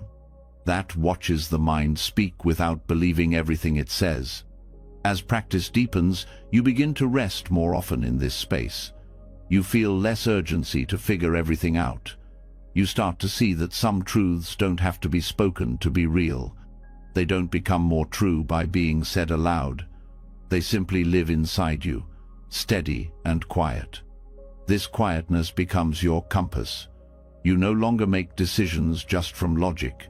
You sense what feels aligned, what brings peace, what opens your chest, not just what makes sense on paper. You trust this not as impulse, but as inner clarity, not as emotion, but as deep knowing. It also makes space for others to speak. You don't rush to fill silence. You don't interrupt discovery with your conclusions. You become someone who holds space not just with your presence, but with your restraint. You let others find their own clarity without inserting yours. This knowing is generous. It doesn't need credit. It doesn't insist on being seen. It is content to move quietly through your life, guiding without pushing. It appears in moments of real presence, and disappears when you try to capture it. And when you look back, you realize some of your wisest choices came not from what you thought, but from what you felt without needing to explain. You trusted the pause. You followed the quiet urge. You said no when you didn't have a reason, and yes when it just felt right. And those moments, though silent, became turning points. The beauty of this wisdom is that it belongs to everyone. It is not a gift for the few. It is your nature, remembered. But you must slow down to hear it. You must stop looking for something impressive. It's not flashy. It's not loud. It's not clever. It's just true. And in the end, the deepest peace may come not from finally understanding life, but from no longer needing to, from resting in the mystery. From standing in the presence of what is and knowing without needing to say a word. After 3 hours of deep reflection, stories, and ancient insight, one truth rises gently above all. Others letting go is not losing. It is remembering, returning, reconnecting with what has always been here. Stillness, clarity, presence, peace. You've explored how letting go is not weakness, but wisdom, not detachment from life, but intimacy with it. You've seen how freedom begins not by escaping the world, but by loosening the grip on how the world must be. Letting go of control opened space for trust. Letting go of identity revealed your true presence. Letting go of the past softened your story. Letting go of speed gave you breath. Letting go of social scripts reconnected you with your truth. Letting go of suffering, of outcomes, of reaction, of the need to be fixed, of the weight of the future, it all returned you to the same doorway. Right here, right now. This path was never about escaping life. It was about meeting it fully, without clinging. And through that meeting, discovering something beautiful. You don't need to hold everything together to be whole. You were never meant to. Letting go is the beauty of release, of reverence, of love without chains, of wisdom without words. If this journey moved something in you, even a little, share it. Leave a comment with just one thing you're ready to release, or one insight that stayed with you. You never know who your words might help. And if you want to keep walking this path with us, subscribe to the channel and turn on notifications. There's more stillness, more stories, and more truth ahead. Until next time, may your next breath be a little lighter. May your next step be a little freer. And may you always remember letting go is how you return home.